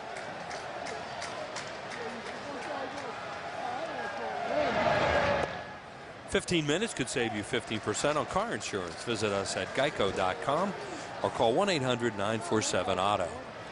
What Jimmy's accomplished already tonight. Well, batting averages are volatile, of course, this time of the year, and he's upped his 28 points tonight on the 3 for 3. Jimmy, give it to him. Good job to stay off that high pitch, and it's 3-0. He's been doing that quite a bit. Hasn't been swinging a lot of bad pitches. See him setting the table there. And lately, when he hasn't been on, Victorino's been on. So it's been a healthy situation for the Phillies. Shane's been on twice tonight. Jimmy on 3 times. 3-0 pitch on the way. He takes a strike, 3-1.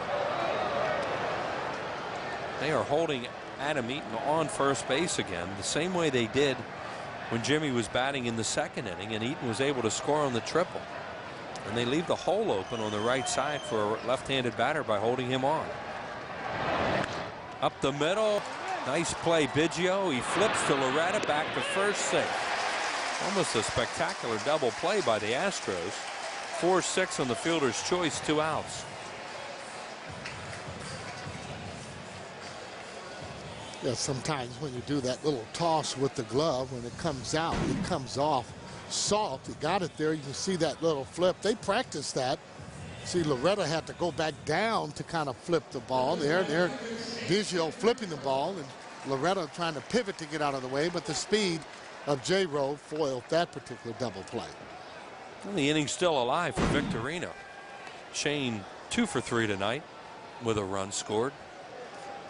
Nice play by Biggio, starting in at second base.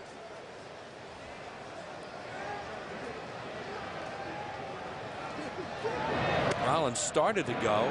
They pitched out. It almost like he saw White hurry it up a little bit and realized it was a pitch out, and he dropped anchor. Sometimes a pitcher will rush that pitch out.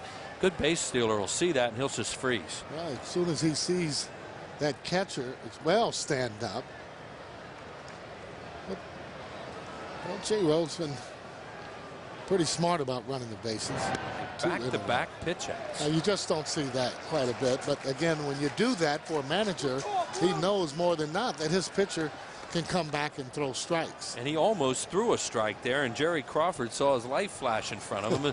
That happened to him in spring training in a game in Clearwater where a catcher had to jump back and save him.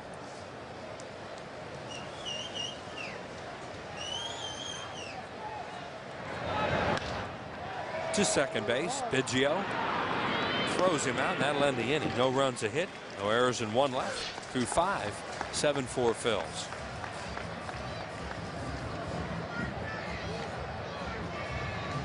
Ryan Howard in person. Now that's imposing. See Ryan May 16th at 7:05 and get a free Ryan Howard bobble figurine, compliments of Toyota. Order now. Tickets are going fast. Our Independence Blue Cross Philly of the Week honors go to Jamie Moyer. The 44-year-old veteran is often sharing, guiding, and sometimes just offering advice to his teammates. But there are occasions when the best way to teach is to pitch. And Jamie silenced the Nationals for 8 innings in a calm, controlling, and commanding performance when his team needed it the most. Moyer's continuous baseball lessons are brought to you by Independence Blue Cross. And there is Jamie Moyer. Had a great outing last week in Washington. He will pitch here tomorrow night against right-hander Jason Bergman of the Washington Nationals as the Phils and the Nats begin a 3-game series. Washington in town, enjoying an off day here in our fair city. A beautiful day. This, of course, a makeup game. Game postponed last Sunday. A nor'easter hit the area, and the Astros were in Milwaukee. They went home for 2 days, went right back on the road. We're in Milwaukee. They're here tonight, and then they'll be in Pittsburgh for 3. Luke Scott, the batter. He has struck out twice tonight. There's your pitching matchups tomorrow night, and then Wednesday, John Patterson, John Lieber. And then on Thursday, Sean Hill and Cole Hamels off that 15 strikeout performance. strike 2 as he went after it, according to Jerry Crawford. There's Cole. What a tremendous outing he had the other night. And as he said on the post-game show, there's more to come. Sure did. And, I mean, he just eluded just great mound demeanor all night long. Up high for a ball, 1 ball and 2 strikes. It'll be Luke Scott, Mike Lamb, and Chris Burke. They'll go left, right against Adam Eaton here in the 6th inning. Here's what he did in that game. He was just spectacular. Fouled back. Only one of them was looking in that game as he had them swinging and missing as much as he'll ever see a team do that. Oh, almost like they had holes in the bat. That changeup, the equalizer, and was able to throw that different ways and consequently getting those guys out in front and 15 strikeouts later. Threw 5 breaking balls in the whole game. Scott swing and a miss. He's got the sombrero. 3 straight punch outs, 1 away.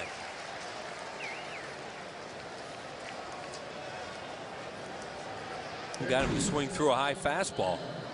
That ball's up above his hands. Scott getting a little bit irritated, but you're right. That is 3 strikeouts. That's a tough night already through 6 innings. Mike Lamb, the batter. Jack Scott's a really good friend of the Phillies, the secretary-treasurer of the South Jersey Baseball Old-Timers. They had a big group of fans in Cincinnati over the weekend. Saw that Cole Hamels game on Saturday night. They are big supporters of the Phillies. As this pitch is high, and we were going to mention that they were there, and I lost the note and just found it. So we'd like to thank them for coming all the way to Cincinnati, supporting us, and what a great game they saw, pitched by Cole Hamels. Look at that little check swing bleeder. That's a line drive in the box score for Mike Lamb, who's 2 for 3. That was a check swing, basically, is what it was, where he actually started the bat and just kept it there in the hitting zone. He'll take it. You can see how he starts it, stops it, and just in good placement. It just goes to show you how hard that ball comes off the bat, where it wasn't even swung, and it went into left field. That's Morgan Ensberg not playing tonight. Has a 10-game hitting streak. You're right. Get a check swing off the barrel like that. Chris Burke, the batter, he has struck out, fouled out to Ryan Howard. Well, you know, maybe I'll start keeping some of your notes for you, and that way when you go to the game that you'll have them. That's Dave Borkowski. Ground ball to second, could be a double play. Chase Utley overruns it, got 1. That's a dead double play ball, and Chase kind of overran it, still recovered, and got Burke at first base. Lamb moves into scoring position with 2 outs. For Brad Ausmus. That ball hit right to Utley, almost tailor-made, almost too easy. You can see how he recovers, though, well enough. Strong arm to get him in first base. Yeah, he just dropped it. He didn't even overrun it. He just popped out of his glove. But, hey, he didn't panic. Rick White moves into the on-deck circle as Brad Ausmus is the batter. And the pitch comes in low for a ball. He has singled and flied to right. Victorino takes his chances with Ausmus, playing very shallow in right field, figuring he's not going to hit it over his head.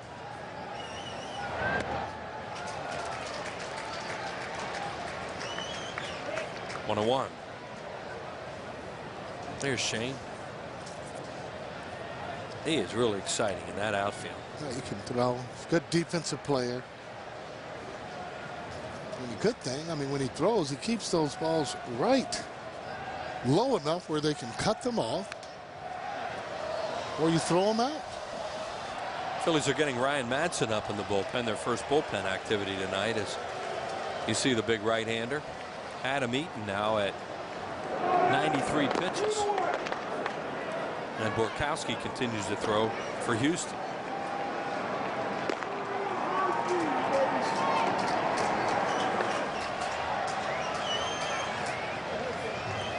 One ball, 2 strikes on Ausmus. Ooh.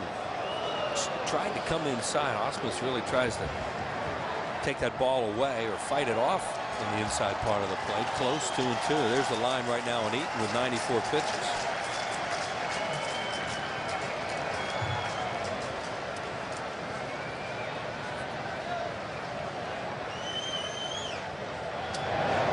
Got it. Right there with a fastball. Strike 3 call, number 7 for Adam. No runs a hit, no errors, and 1 man left on base. Phils come to bat in the 6th inning. Adam Eaton and the Phils lead it 7-4.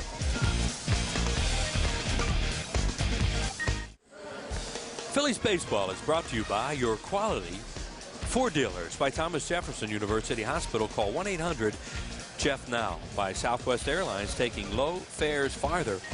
Visit southwest.com, and by Nissan and your local Nissan dealers.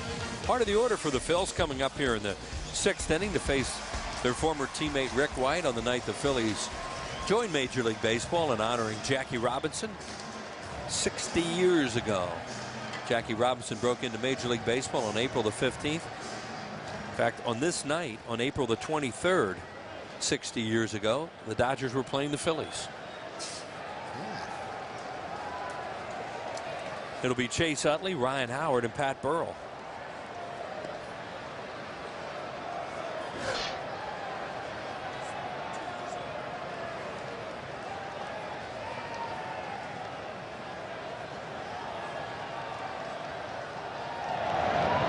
Breaking ball from Rick, and he gets it over. Chase tonight is 0 for 3. He has a fielder's choice that he beat out when Biggio couldn't get the ball out of his glove, and that really helped the Phillies prolong the inning as he hustled down to first, got an RBI on it, and they scored 2 more. That ball's hit well towards the corner. Fair or foul? It's a foul ball.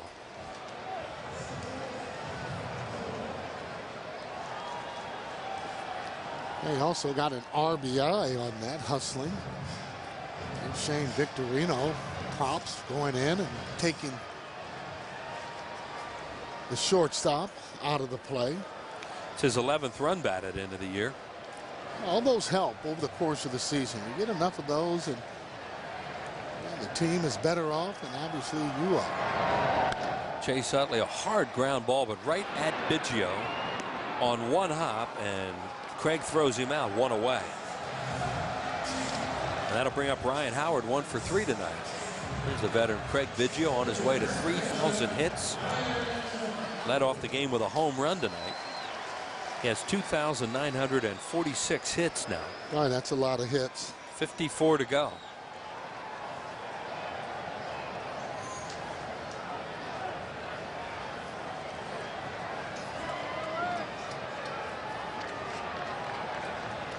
Pat Burrell waits on deck. Pat's had a good night with 2 hits.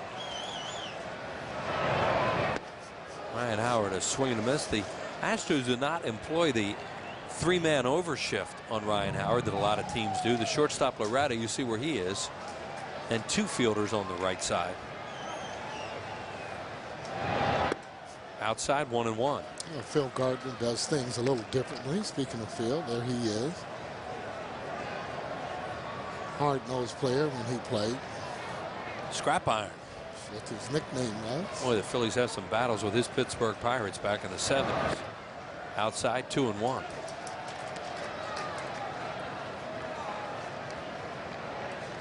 that would have been J.R. Richard was on the team.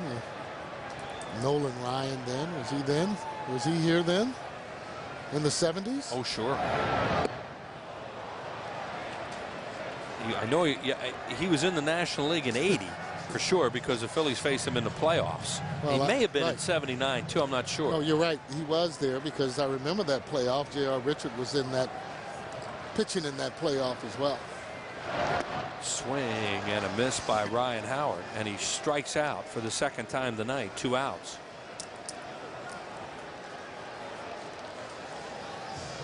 On Thursday at 3:05 is the Citizens Bank Business Person Special, a midweek baseball game between the Phillies and the Washington Nationals. It's a Hatfield Phillies Frank's Dollar Dog Day, so you can order your tickets online at Phillies.com. Come on out and have some afternoon baseball. The Phillies in the Nats, 3:05. Burrow pops it up, foul, out of play.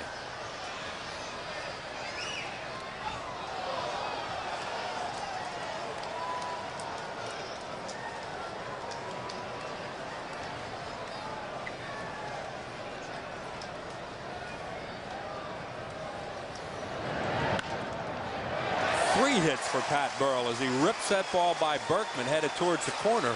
He's on his way to second. Pat Burrell will have a double, and he is 3 for 4 tonight. And in scoring position with 2 outs. He kind of laughs about it because he knows that's an accident when he hits a ball down there, but hey, it's a double. Well, he's been hitting the ball a little bit more to right field, and consequently his average has been up. Hasn't striking out as much. He kind of covers the plate, though. I mean, he has surrounded the plate with that ball there as he hits that ball almost inside out, if you will, is that stand-up double. Wes Helms with an RBI opportunity. As Pat's at second. Wes is 2 for 3 tonight. He's knocked in a run, his 8th of the year. 3 3-hit games last season for Burrell. And you see what he's done already this year.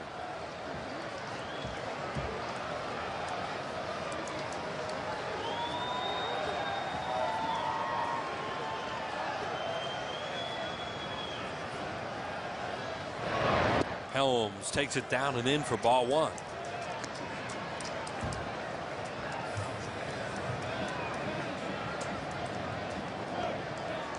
Phillies trying to score off Rick White. Now time is called. And they're going to put Michael Bourne in the game to run for Burrell here. And Pat will leave. And then Bourne will go into the game for defense. Right. And probably he was just looking for his helmet and so on down there anyway. That's the right play. You got a big lead right now, or not a huge lead, as Pat Burrell gets a hand coming in. But what it does now is it gives you more speed in your outfield with Bourne coming in at second base. Then he'll be in the outfield, and now you have 3 guys. And it gives you speed too to maybe score a 2-out run here.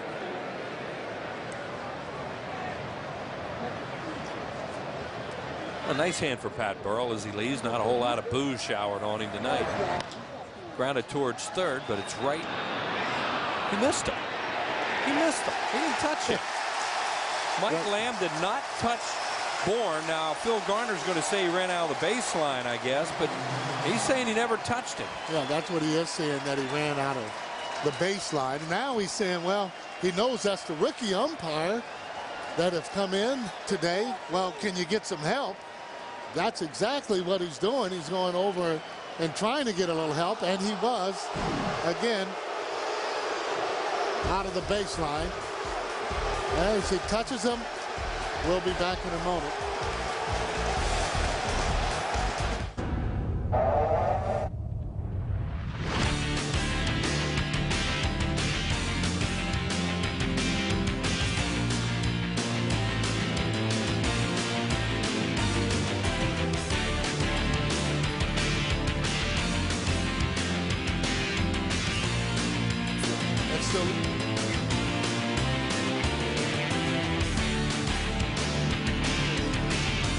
Here's our Nissan game summary. A lot of offense here in this game tonight. Phillies with a season high 15 hits. Leadoff home runs tonight by Craig Biggio and Jimmy Rollins. Aaron Rowan, another good ball game. Lance Berkman has a home run. Michael Bourne, who was tagged to end that inning, and they got it right after the appeal, stays in the game in left field. And for play-by-play, here's Harry. All right, thank you, Wheels. Adam Eaton is still out there, and the pinch hitter for Houston. Here's the play again. Oh, I'm not real sure.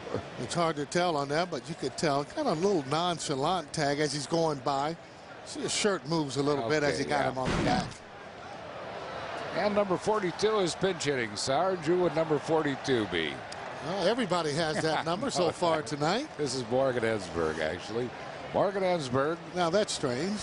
Having pinch hit hasn't, well, it's a 10-game hitting streak, so. Yeah, really, that is very strange. Ensberg with a 10-game hitting streak and pinch hitting here. That puts a little heat on you to try to extend the hitting streak. You get one at bat.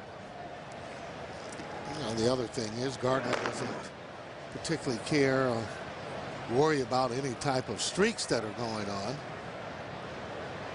See the different active pinch hitters. Mark Kotsay, Morgan Ensberg right there at hitting 400, so maybe that's the reason.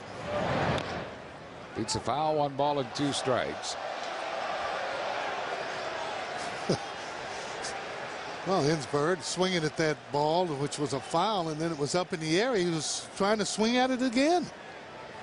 Don't normally see that. Now you can see, check this out, as he hits the ball on the ground and he puts his bat back and then he wants to hit it again, and he swung and missed. Only problem with that is he could have hit Barajas. Yeah.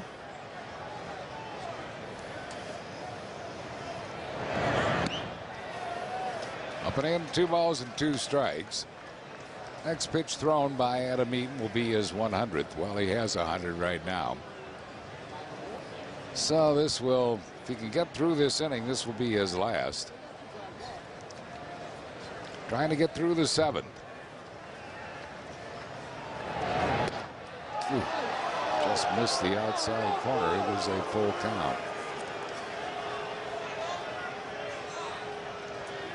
Craig Biggio waiting on deck. Use my glasses.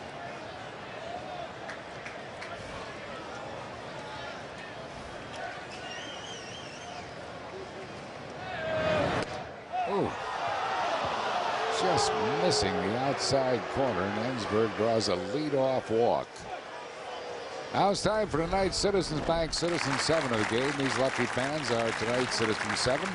They know how rewarding it is to be them. Find out how rewarding it is to be you. Visit your local branch or citizensbankpark.com for details. Citizens Bank, not your typical bank. Charlie Manuel coming out now, and this might be it for Adam Eaton. He's over 100 pitches. Jeff Geary is now throwing. Earlier it had been Ryan Madsen. And this is going to be it for Adam Eaton.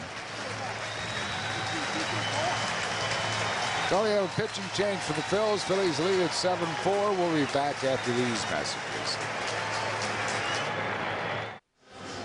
Phils lead 7-4 here in the 7th inning as Jeff Geary takes over for Adam Eaton. Geary appearing in his team-leading 10th game, 0-1 with a 3.0 ERA. He's worked 9 innings, given up 9 hits, 6 runs, just 3 of them earned. He has struck out 5 with quite a few walks, 6 walks.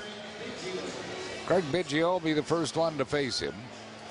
Biggio led off the game on the first pitch with a home run. He's also walked and grounded out.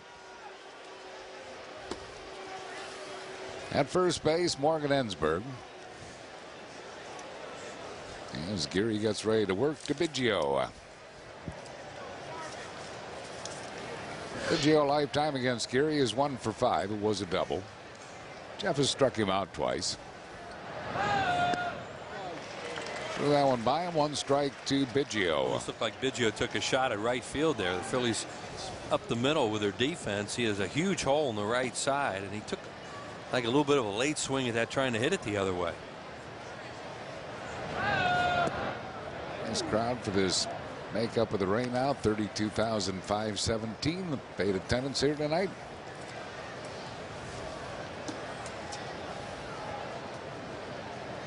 And Washington will be coming in tomorrow.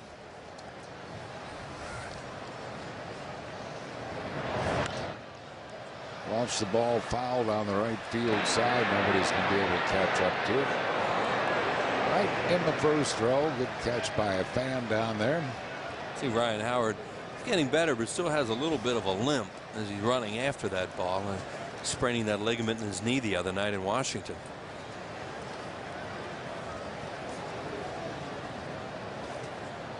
He did that actually jumping on the bag. Don't think he'll be jumping and trying to beat those kind of balls out that way. Actually, it makes it slower. You don't get there any faster when you're sliding head first or when you jump at the bag.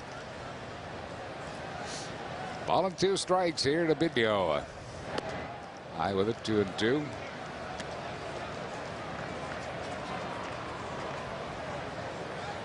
Adam Eaton, who threw 100 pitches before departing, leads with a 7-4 lead. He is responsible for the runner at first base. He struck out 7. And Biggio goes down swinging. Well, that's 1 down here in the 7th. This year, when you can't be home to watch the Phils on TV, check out MLB.tv. You can log on the internet to watch every out-of-market Phillies game of the season live. Catch those you missed on demand or listen to every radio broadcast live. Sign up today for MLB.tv and unparalleled live baseball experience. For more details, visit www.phillies.com, where baseball is always on. Bouncing ball to shortstop. Can they turn two? Yes, they can. 6-4-3 double play, and that will be it.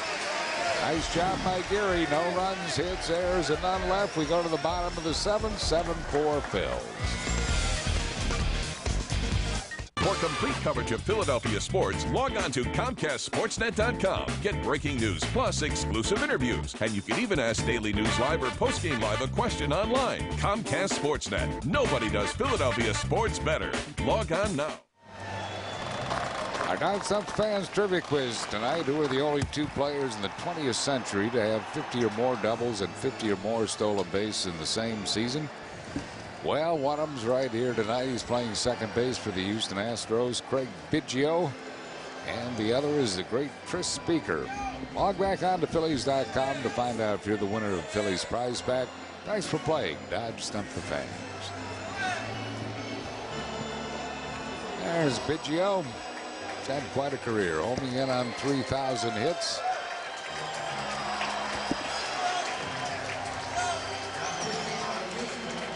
Dave Borkowski is coming to pitch for the Astros now. Borkowski taking over for White, who did a good job out of the bullpen for Phil Garner. Now it's in the hands of Borkowski. This will be his fifth game. 0-0 with 1.93 ERA, 5 hits and 4 2/3 innings. Struck out 6 while walking 2.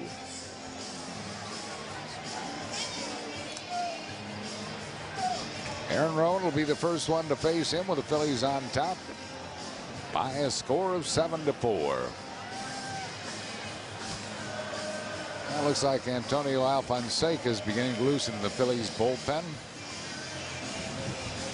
So the plan for Charlie Manuel could well be Alfonseca and Flash Gordon. Yeah, Brett Myers will not pitch tonight. Charlie talked about that extensively before the game, that even though they had warmed Brett up yesterday, and they had warmed him up to the point that he was not going to pitch tonight no matter what happened. So they decided to use him in that game yesterday. There was some second guessing going on that they shouldn't have used him, but they had already decided, since he had warmed up to that point, that he could not pitch tonight, so they might as well use him, get him in a game yesterday. He has this game off. Borkowski, 30 years of age, out of Detroit, Michigan. 1 strike to Rowan. On the Toyota Major League scoreboard, the Mets well up on Colorado 6-1. They're in the 8th inning now at Shea. Valentin and Carlos Delgado have both homered for New York. John Mayne, another good outing for the Mets. Rowan has extended his hitting streak. He's hit safely now in 11 straight games. He's 2 for 3 tonight with a double and a single.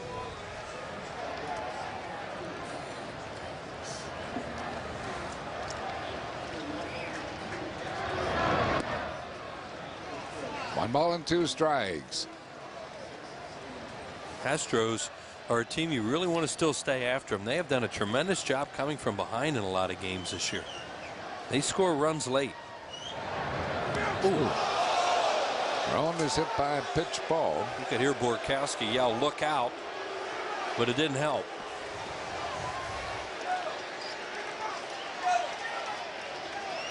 Well, that one had to sting. Aaron taking first base.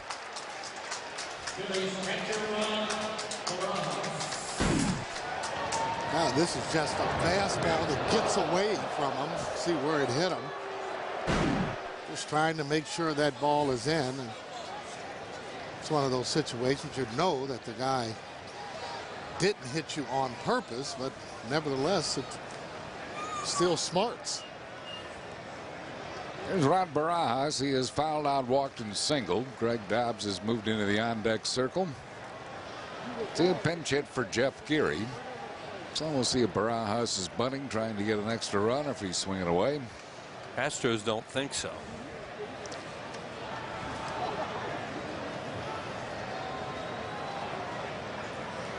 He is showing bunt now. And takes wide, 1 ball and no strikes.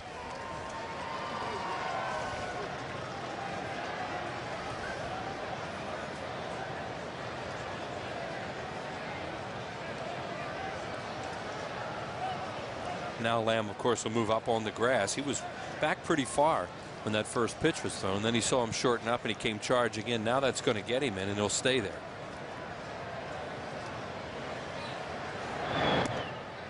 Didn't show bunt that time. He took low again. Ball 2, 2 balls and no strikes.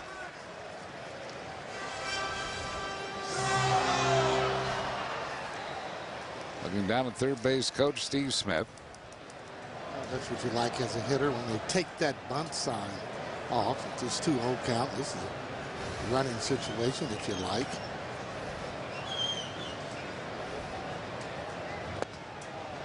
Took a strike. 2 balls and a strike.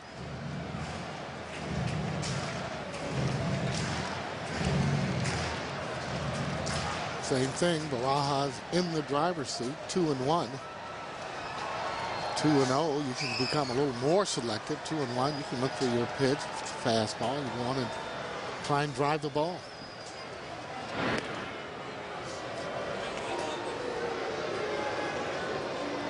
Aaron Rowan gets back. He's at first base with nobody out here in the 7th.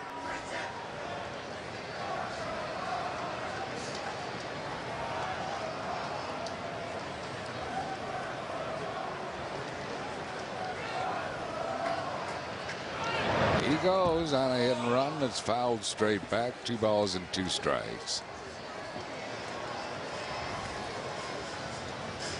So 2-2 the count to Barajas.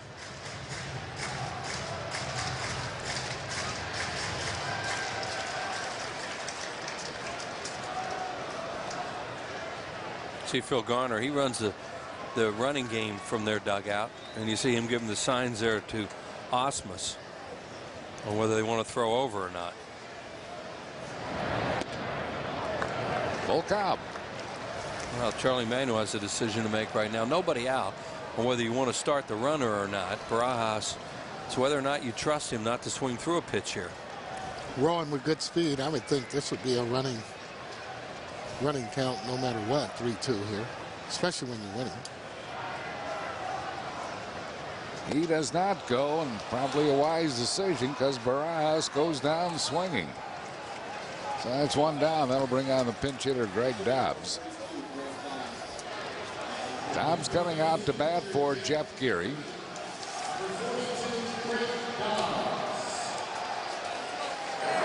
Dobbs hitting a 190. 4 for 21. As a pinch hitter, he was 2 for 9 with 3 runs batted in. Good job by Geary.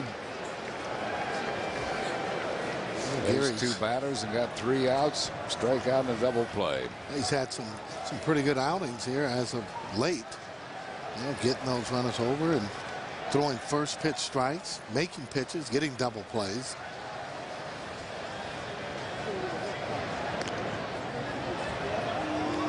Rowan might be more inclined to run now that he was not moved up by Rod Barajas.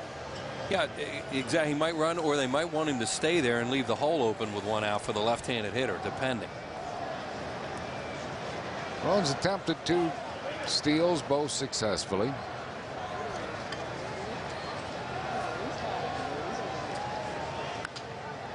One strike to Dobbs. Not always, but a lot of times the manager wants to give him 1 shot at it, especially with a hole open for a left-handed hitter to get that first ball fastball and pull the ball in the hole.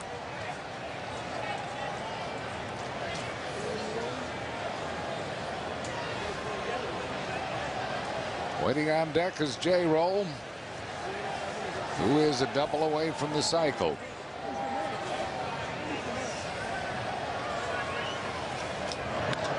Broke his bat and he popped him up. Berkman takes care of this one. So that's 2 down, and here is J-Roll. Well, they were ducking that bat down there, the barrel of the bat. Berkman was jumping over it. Rowan was jumping over it. There's the barrel all the way out and past the bag out in the outfield. The bats they're making these days, again, we talked about it. They don't just crack, they just explode. Trevor Miller up in Houston's bullpen. Well, here's J-Roll. He has homered, tripled, singled, and here into a fielder's choice. Lifetime against Borkowski. J-Roll is 1 for 5. Line drive. That's going to be a single. No cycle for J-Roll, but his 4th hit of the night.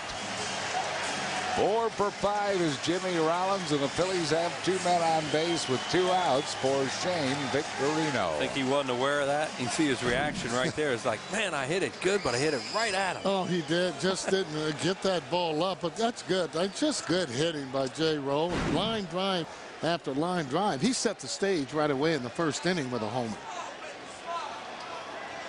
Jimmy's had 5 hits in a game in his career 3 different times. One time it took 16 innings at Seattle a couple years ago. Here is Shane Victorino. Shane's 2 for 4. Phil's trying to get some insurance here in the 7th inning with a 7-4 lead. Oh, did that hit him? Nope. Kind of miss him. Quick feet by Victorino, I guess. How about the play by Osmus? Almost looked like it went between his legs. Look at the catcher on this play. Wow. That's amazing. See Victorino throwing that leg up and getting out of the way of it. Breaking ball. It just was hung on a little too much. 1 ball and no strikes. That's why that guy wins Gold Gloves, make him play like that. Lines a foul left field side. 1-1.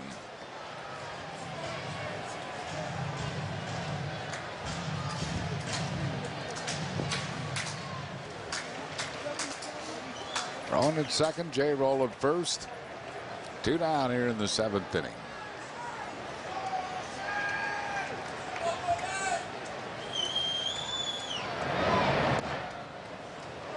Two balls and a strike.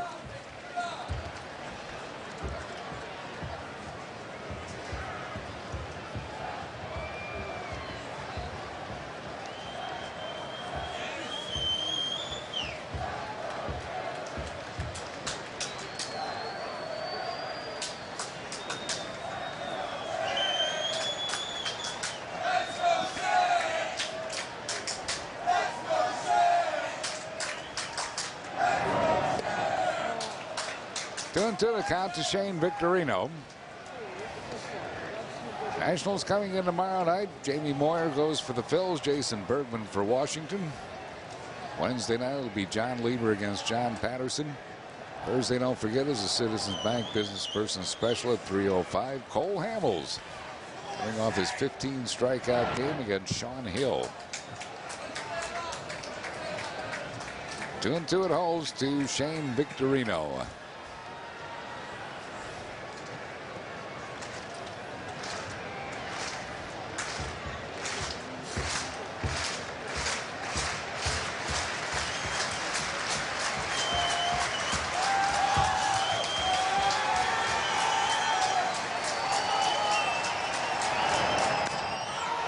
Pretty well to left field. Lee backtracks. Can't get it over his head. Rowan scores. J-Roll scores. 2-run double. Shane Victorino. And the Phillies now lead it by a score of 9-4. The big 2-out runs here from Shane Victorino, his 3rd hit of the game. And Carlos Lee is a member of the Houston Astros to hit the ball, not to catch it. And he started to drift on this and drift. He couldn't get to it. And as you say, big hit as he can't get to it finally. Well, he's not a very good fielder. That ball is just on the side of him. They brought him in for his hitting. Give credit to J-Roll. He read that ball all the way with 2 outs. Your job is just to take off anyway. So he's able to make that from first base. And here is Chase Utley, who is the only hitter in the lineup who has not had a hit. Chase is 0 for 4. He has driven in a run with a ground ball. 1 ball and no strikes.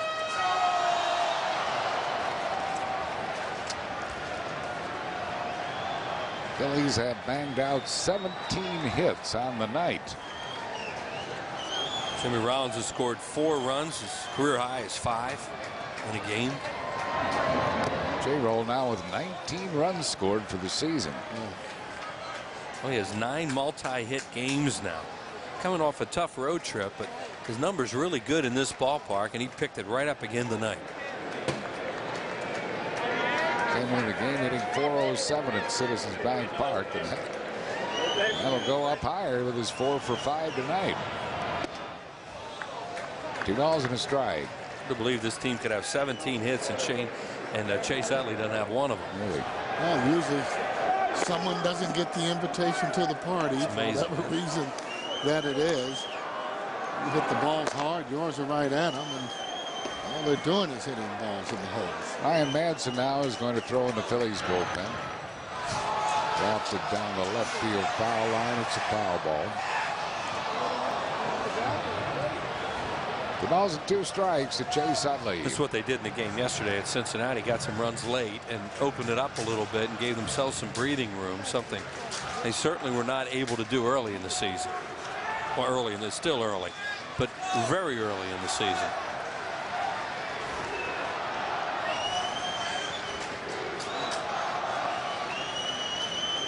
Two balls and 2 strikes.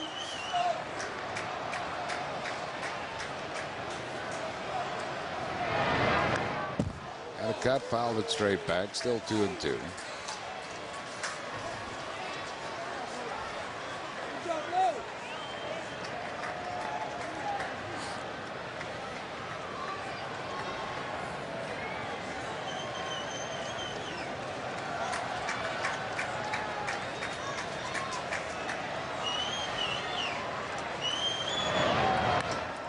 Smoke to dead center field. Watch this baby out of here. Whoa. Way out of here. Tremendous home run, Chase Utley. And the Phillies now lead it by a score of 11-4. That baby hit the top of the wall after. It looked like the top of that brick wall and skipped over. Wow. What a bolt. That's Ryan Howard-esque. Better late than never for the invitation. Straightaway center field as this ball kept going, and going up on the brick wall. It's a fastball. A little too much on the inside. You see where that ball landed. Man, boink. Ricocheted up there pretty hard. Here's Ryan Howard, and he takes one on the outside corner. Ryan is 1 for 4 with a single. That is really impressive. Hit a ball like that to straightaway center field. Wow.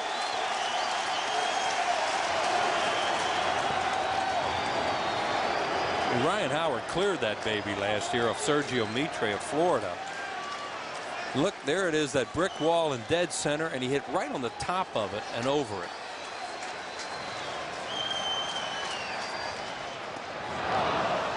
Howard goes down swinging, and that will retire to side, but not before the Phillies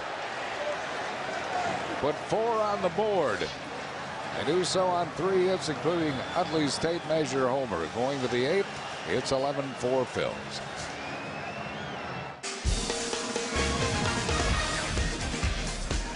Phillies baseball is brought to you by Southwest Airlines, taking low fares farther. Visit southwest.com.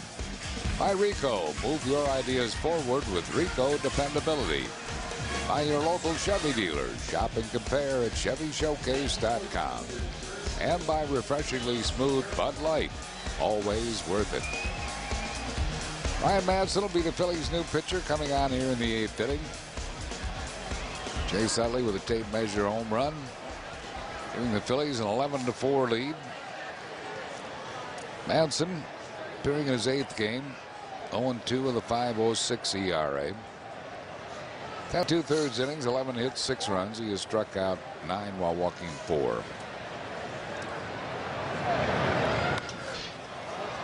This hit in the air to pretty deep left field, very deep left field. Bourne all the way back against the fence, makes the catch. Berkman sent it a long ways to the opposite field, but pulled in by Michael Bourne. 1 down. That's why Michael's in the game there. He jumps, catches the ball at speed. makes up for any time you get a bad jump on a ball or misread it. You can overcome it with that speed. And Bourne reading the ball pretty good. He's a pretty good outfielder. Yes, he is. It was Pat Burrell, and Bourne ran for him earlier in the game, and then they left him in for defense. Well, a good night. He went 3 for 4. Well, the weather is warmed up and the ball is carrying here at Citizens Bank Park. Here's Carlos Lee. He has double grounded out and flying out to right.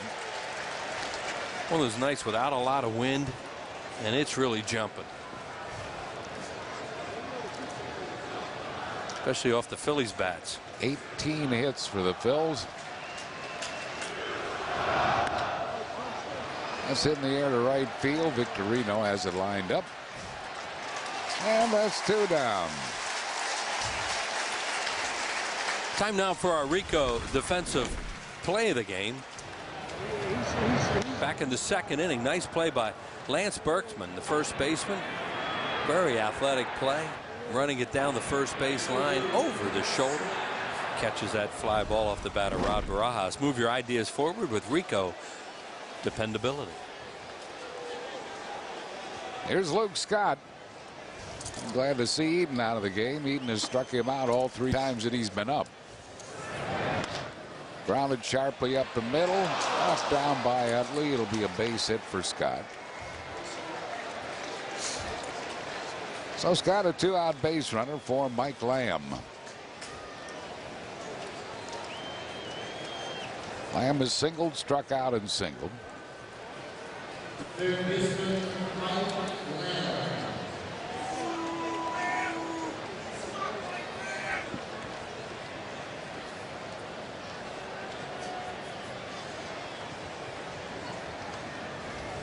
Mike Lamb with 2 outs and the runner at first base.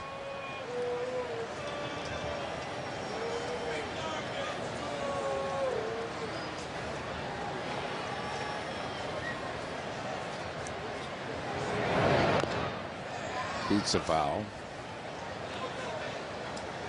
Morgan Ensberg, the regular third baseman, given the night off, although he did pinch hit and walked. Well, no official at bat. So it doesn't stop his hitting streak. Correct. Still has a 10-gamer alive.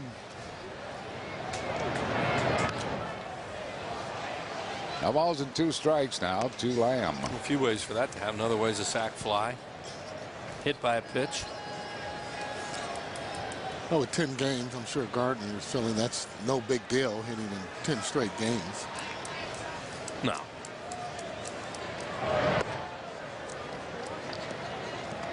These guys are on a pretty tough stretch right now. A lot of road games.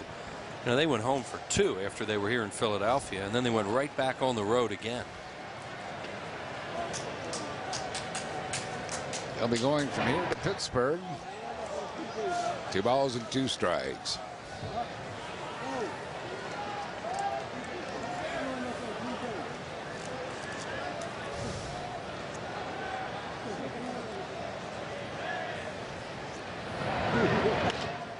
Bouncing ball is shortstop. J-Roll just got him. Bang, bang play at first base. But down go the Astros here in the 8th. No runs, a hit. They lead 1. We go to the bottom of the 8th. 11-4 Phillies. This copyrighted telecast is presented by authority of the Phillies and may not be reproduced nor retransmitted in any form. And the accounts and descriptions of this game may not be disseminated without the express written consent of Phillies. Miguel Cabrera and the Florida Marlins will be coming to Citizens Bank Park this weekend. Friday at 7:05. That'll be McDonald Phillies cap, free for fans 15 and over. Saturday at 7:05 and Sunday at 1:35. Citizens Bank Fanatic Birthday and Bobble figurine for youngsters 14 and under. Order your tickets for the Florida Marlins series 215-463-1000 or online at Phillies.com. Brad Lidge is going to be the new pitcher for Houston. Lidge, who lost his closing job to Dan Wheeler earlier this year, appearing in his 9th game. 1-0, 10-1-3 ERA. Giving up 12 hits in 5 1/3 innings. A lot of walks, 4 strikeouts, 7 walks. Came in a game after Biggio hit a grand slam the other night. give them a 6-2 lead in Milwaukee, threw a 3-run home run. I think it was to Bill Hall. Make that game 6-5. So, you know, he just can't seem to get it going. Michael Bourne's first at bat after coming in as a pinch runner for Pat Burrell. His velocity is still there. He's throwing that ball upwards of 96, 97 miles an hour. Bourne's 1 for 11. In the interest of accuracy, I had a feeling I was wrong about that. A sacrifice fly shall terminate a hitting streak. Really? A sacrifice bunt does not. Oh, okay. Well, you're giving up yourself with the bunt. Well, yeah, exactly. And you know you got to do that because people are very nice out there. Fans will send you a nice letter telling you were wrong, and others will send you that one about you dope. Don't you know a sacrifice flight terminates a streak? So we'll stop it right there. Yeah.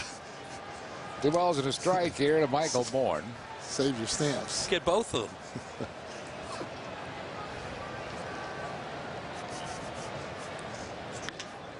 Ground ball through on the right side. Another hit for the Phils, hit number 19. Wow. Michael Bourne usually doesn't pull the ball. One of the rare moments you'll see him actually do that. He usually hits the ball to left field most of the time. Infielder shifted all the way over, so that was an easy ball that went through the hole. Brings on Wes Helms. He is 2 for 4.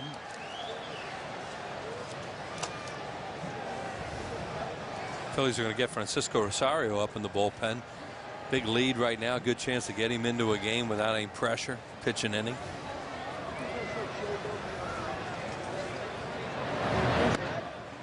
Foul tip, 1 strike.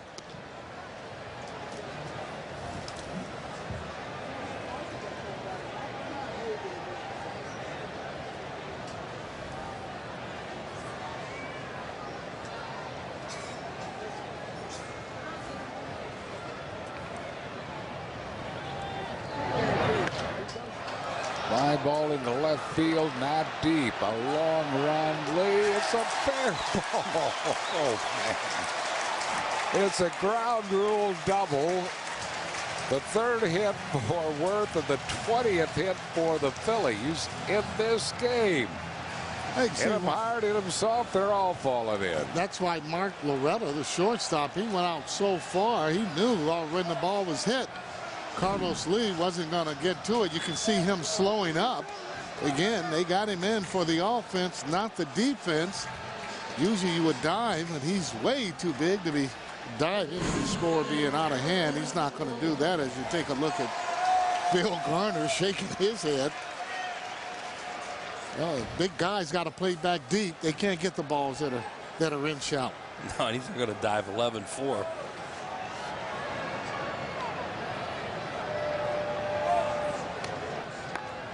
So the infield comes in for Aaron Rowan.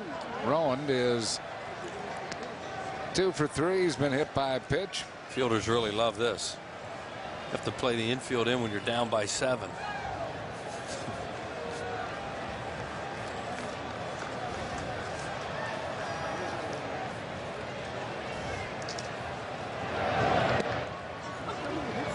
Two quick strikes to Rowan. 2 hard sliders. Now they're playing in. They don't want to give up any more runs. Just the case they do. Last time the Phillies had 20 hits or more, you see right there. Last year against the Braves, they have 20 tonight.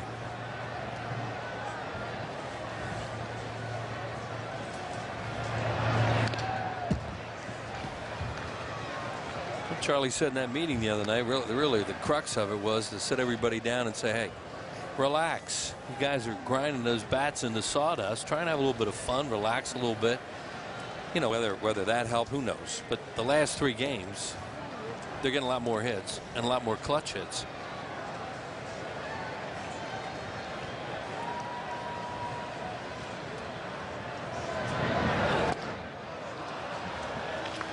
Rowan goes down swinging. That's 1 down, and that'll bring on Rod Barajas.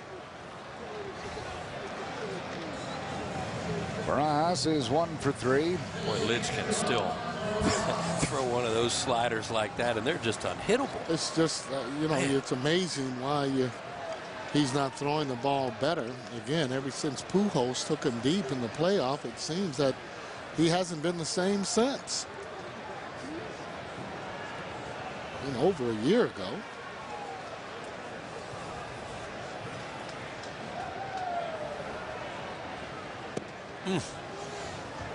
He can just lock hitters with that breaking ball of his, and that's what he did for a while. And he may have been as good a closer as there was in this league.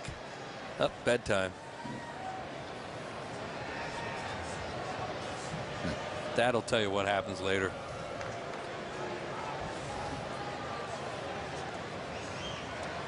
One strike to Barras.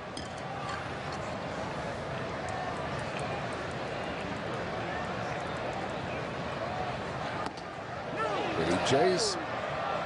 Yep. The appeal goes to Brian O'Neill, who said he did. No balls and 2 strikes. That's 97, and then he throws that 88 to 90 slider, and that's why lids used to be so good. Try to check his swing. It's tough on that pitch that's up. That slider, he starts it, has been. He did for Rowan right at his hip.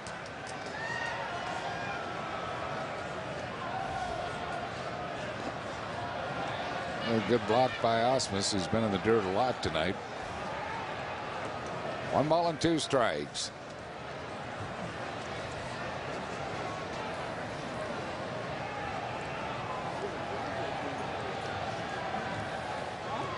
Michael Bourne at third, Wes Helms at second with 1 out.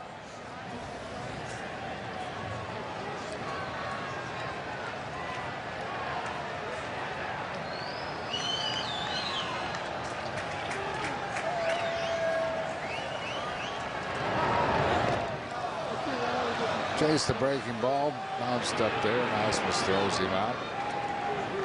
So that's 2 down.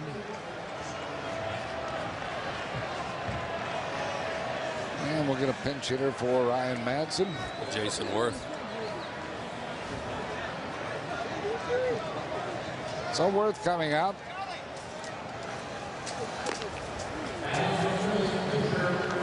Jason Worth hitting at .278. He's been a good pinch hitter. He's 3 for 6 as a pinch hitter. There's Rosario. He's going to pitch the 9th.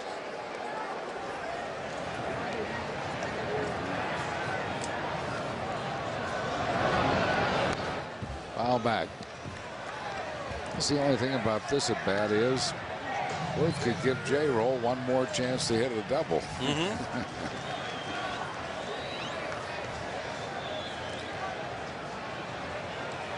Bills on top 11-4.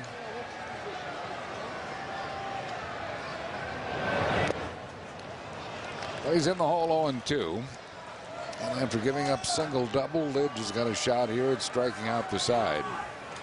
I almost get the feeling with this guy's stuff that somebody is going to try really hard to pry him from Houston. Yeah, he seems to have a good arm. His velocity is there. Well, you just watch these pitches he throws, and you know you don't see him all the time, but he must get balls in the middle of the plate, and he's been getting hurt on it. Afraid somebody, I don't know, the right fielder Luke Scott's coming in to talk to Phil Cuzzy, the second base umpire. Maybe somebody threw something out of the stands, and there's no reason for that. No. It's stupid.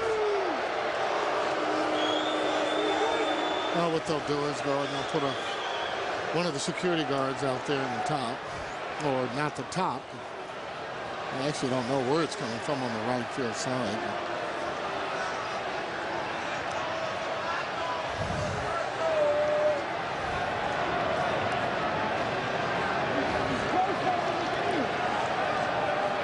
So now the ball girl will go out and try to clean up the mess, but evidently it hit Scott where he's playing in the outfield. Some fan threw something out there.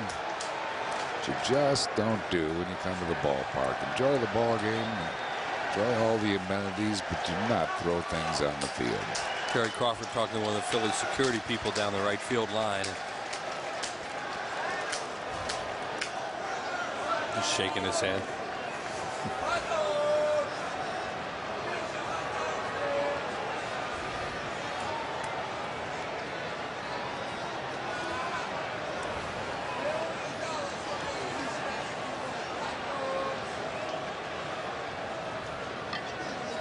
So we'll resume. Wirth's in the hole, no balls and 2 strikes with the runners at second and third and 2 outs.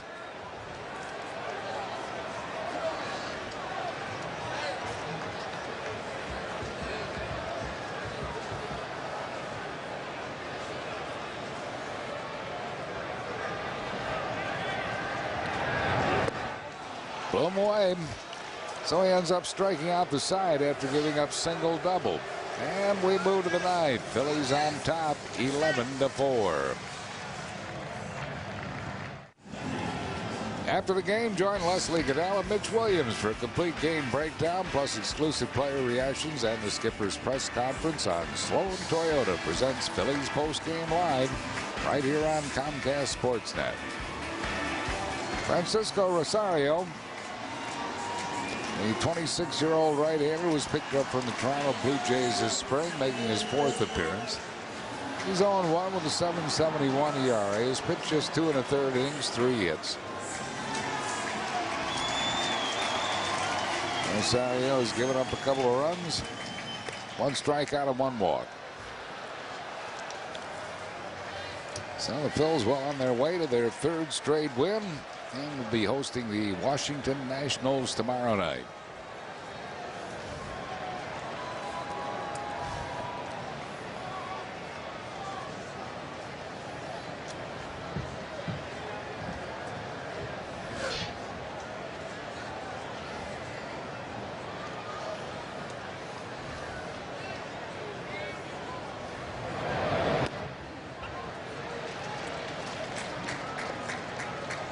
Been several teams for the Phillies over the years that started the season 5-11. One team that had the best record of those teams that started at 5-11, the '82 Phils. Sarge, you remember that team? He ended up winning 89 ball games. It's fun times here. Remember the slow start? No, '92. I just remember this. No matter what you're doing here, you better sooner or later start winning a few ball games or hitting that ball. I distinctly remember the '83 because I thought we started off slow. Yeah. Manager got fired that year in first place. Right. Pat Corrales. Right. You know, no one really tore the ball, cover off the ball. Joe Morgan was here then and didn't have a good year at all. Tony Perez. Joe Morgan was hurt the whole year and then had an unbelievable September. And Burt goes down swinging. And we'll bring on Brad Ausmus. Ausmus is 1 for 3.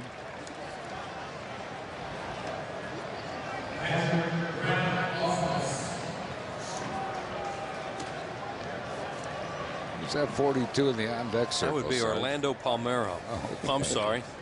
Yeah, it is. Okay. I thought I'd bail Sarge out before he had to go looking at it. Well, with everybody having 42, you got to know the faces. Or at least, you know, they got one left-handed hitter on the bench and the guy's swinging left-handed. That helps. Tribute to Jackie Robinson. 60th anniversary. Jackie breaking the color barrier in Major League Baseball. Loft in the air to center field. Aaron Rowan will take care of this one. And that's 2 down here in the 9th inning. And we'll bring on Palmeiro.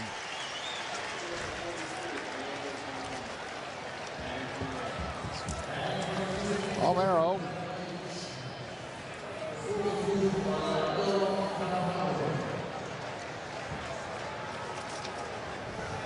Hitting at 273 as a pinch hitter. He is 2 for 10.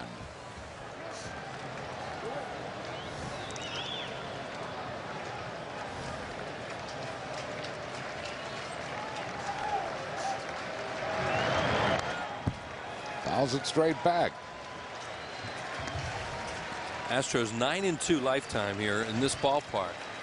The best record by any visiting club, and it's been a while since the Phillies have been able to thump these guys here. Yeah. Grounded deep third, gets by Helms and into left field. That'll be a hit for Palmeiro. So he is at first base with 2 outs, and Craig Biggio will get another chance. Biggio hit a home run the first pitch of the game, and he's also walked, grounded out, and struck out.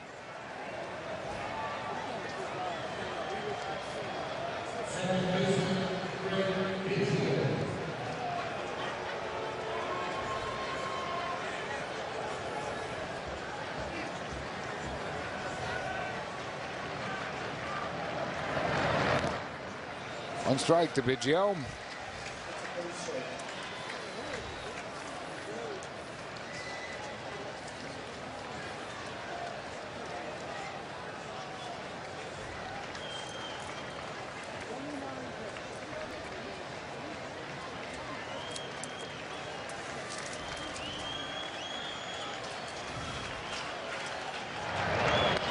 Grounded to third base. This should be the game, and is. Phillies win by a score of 11-4.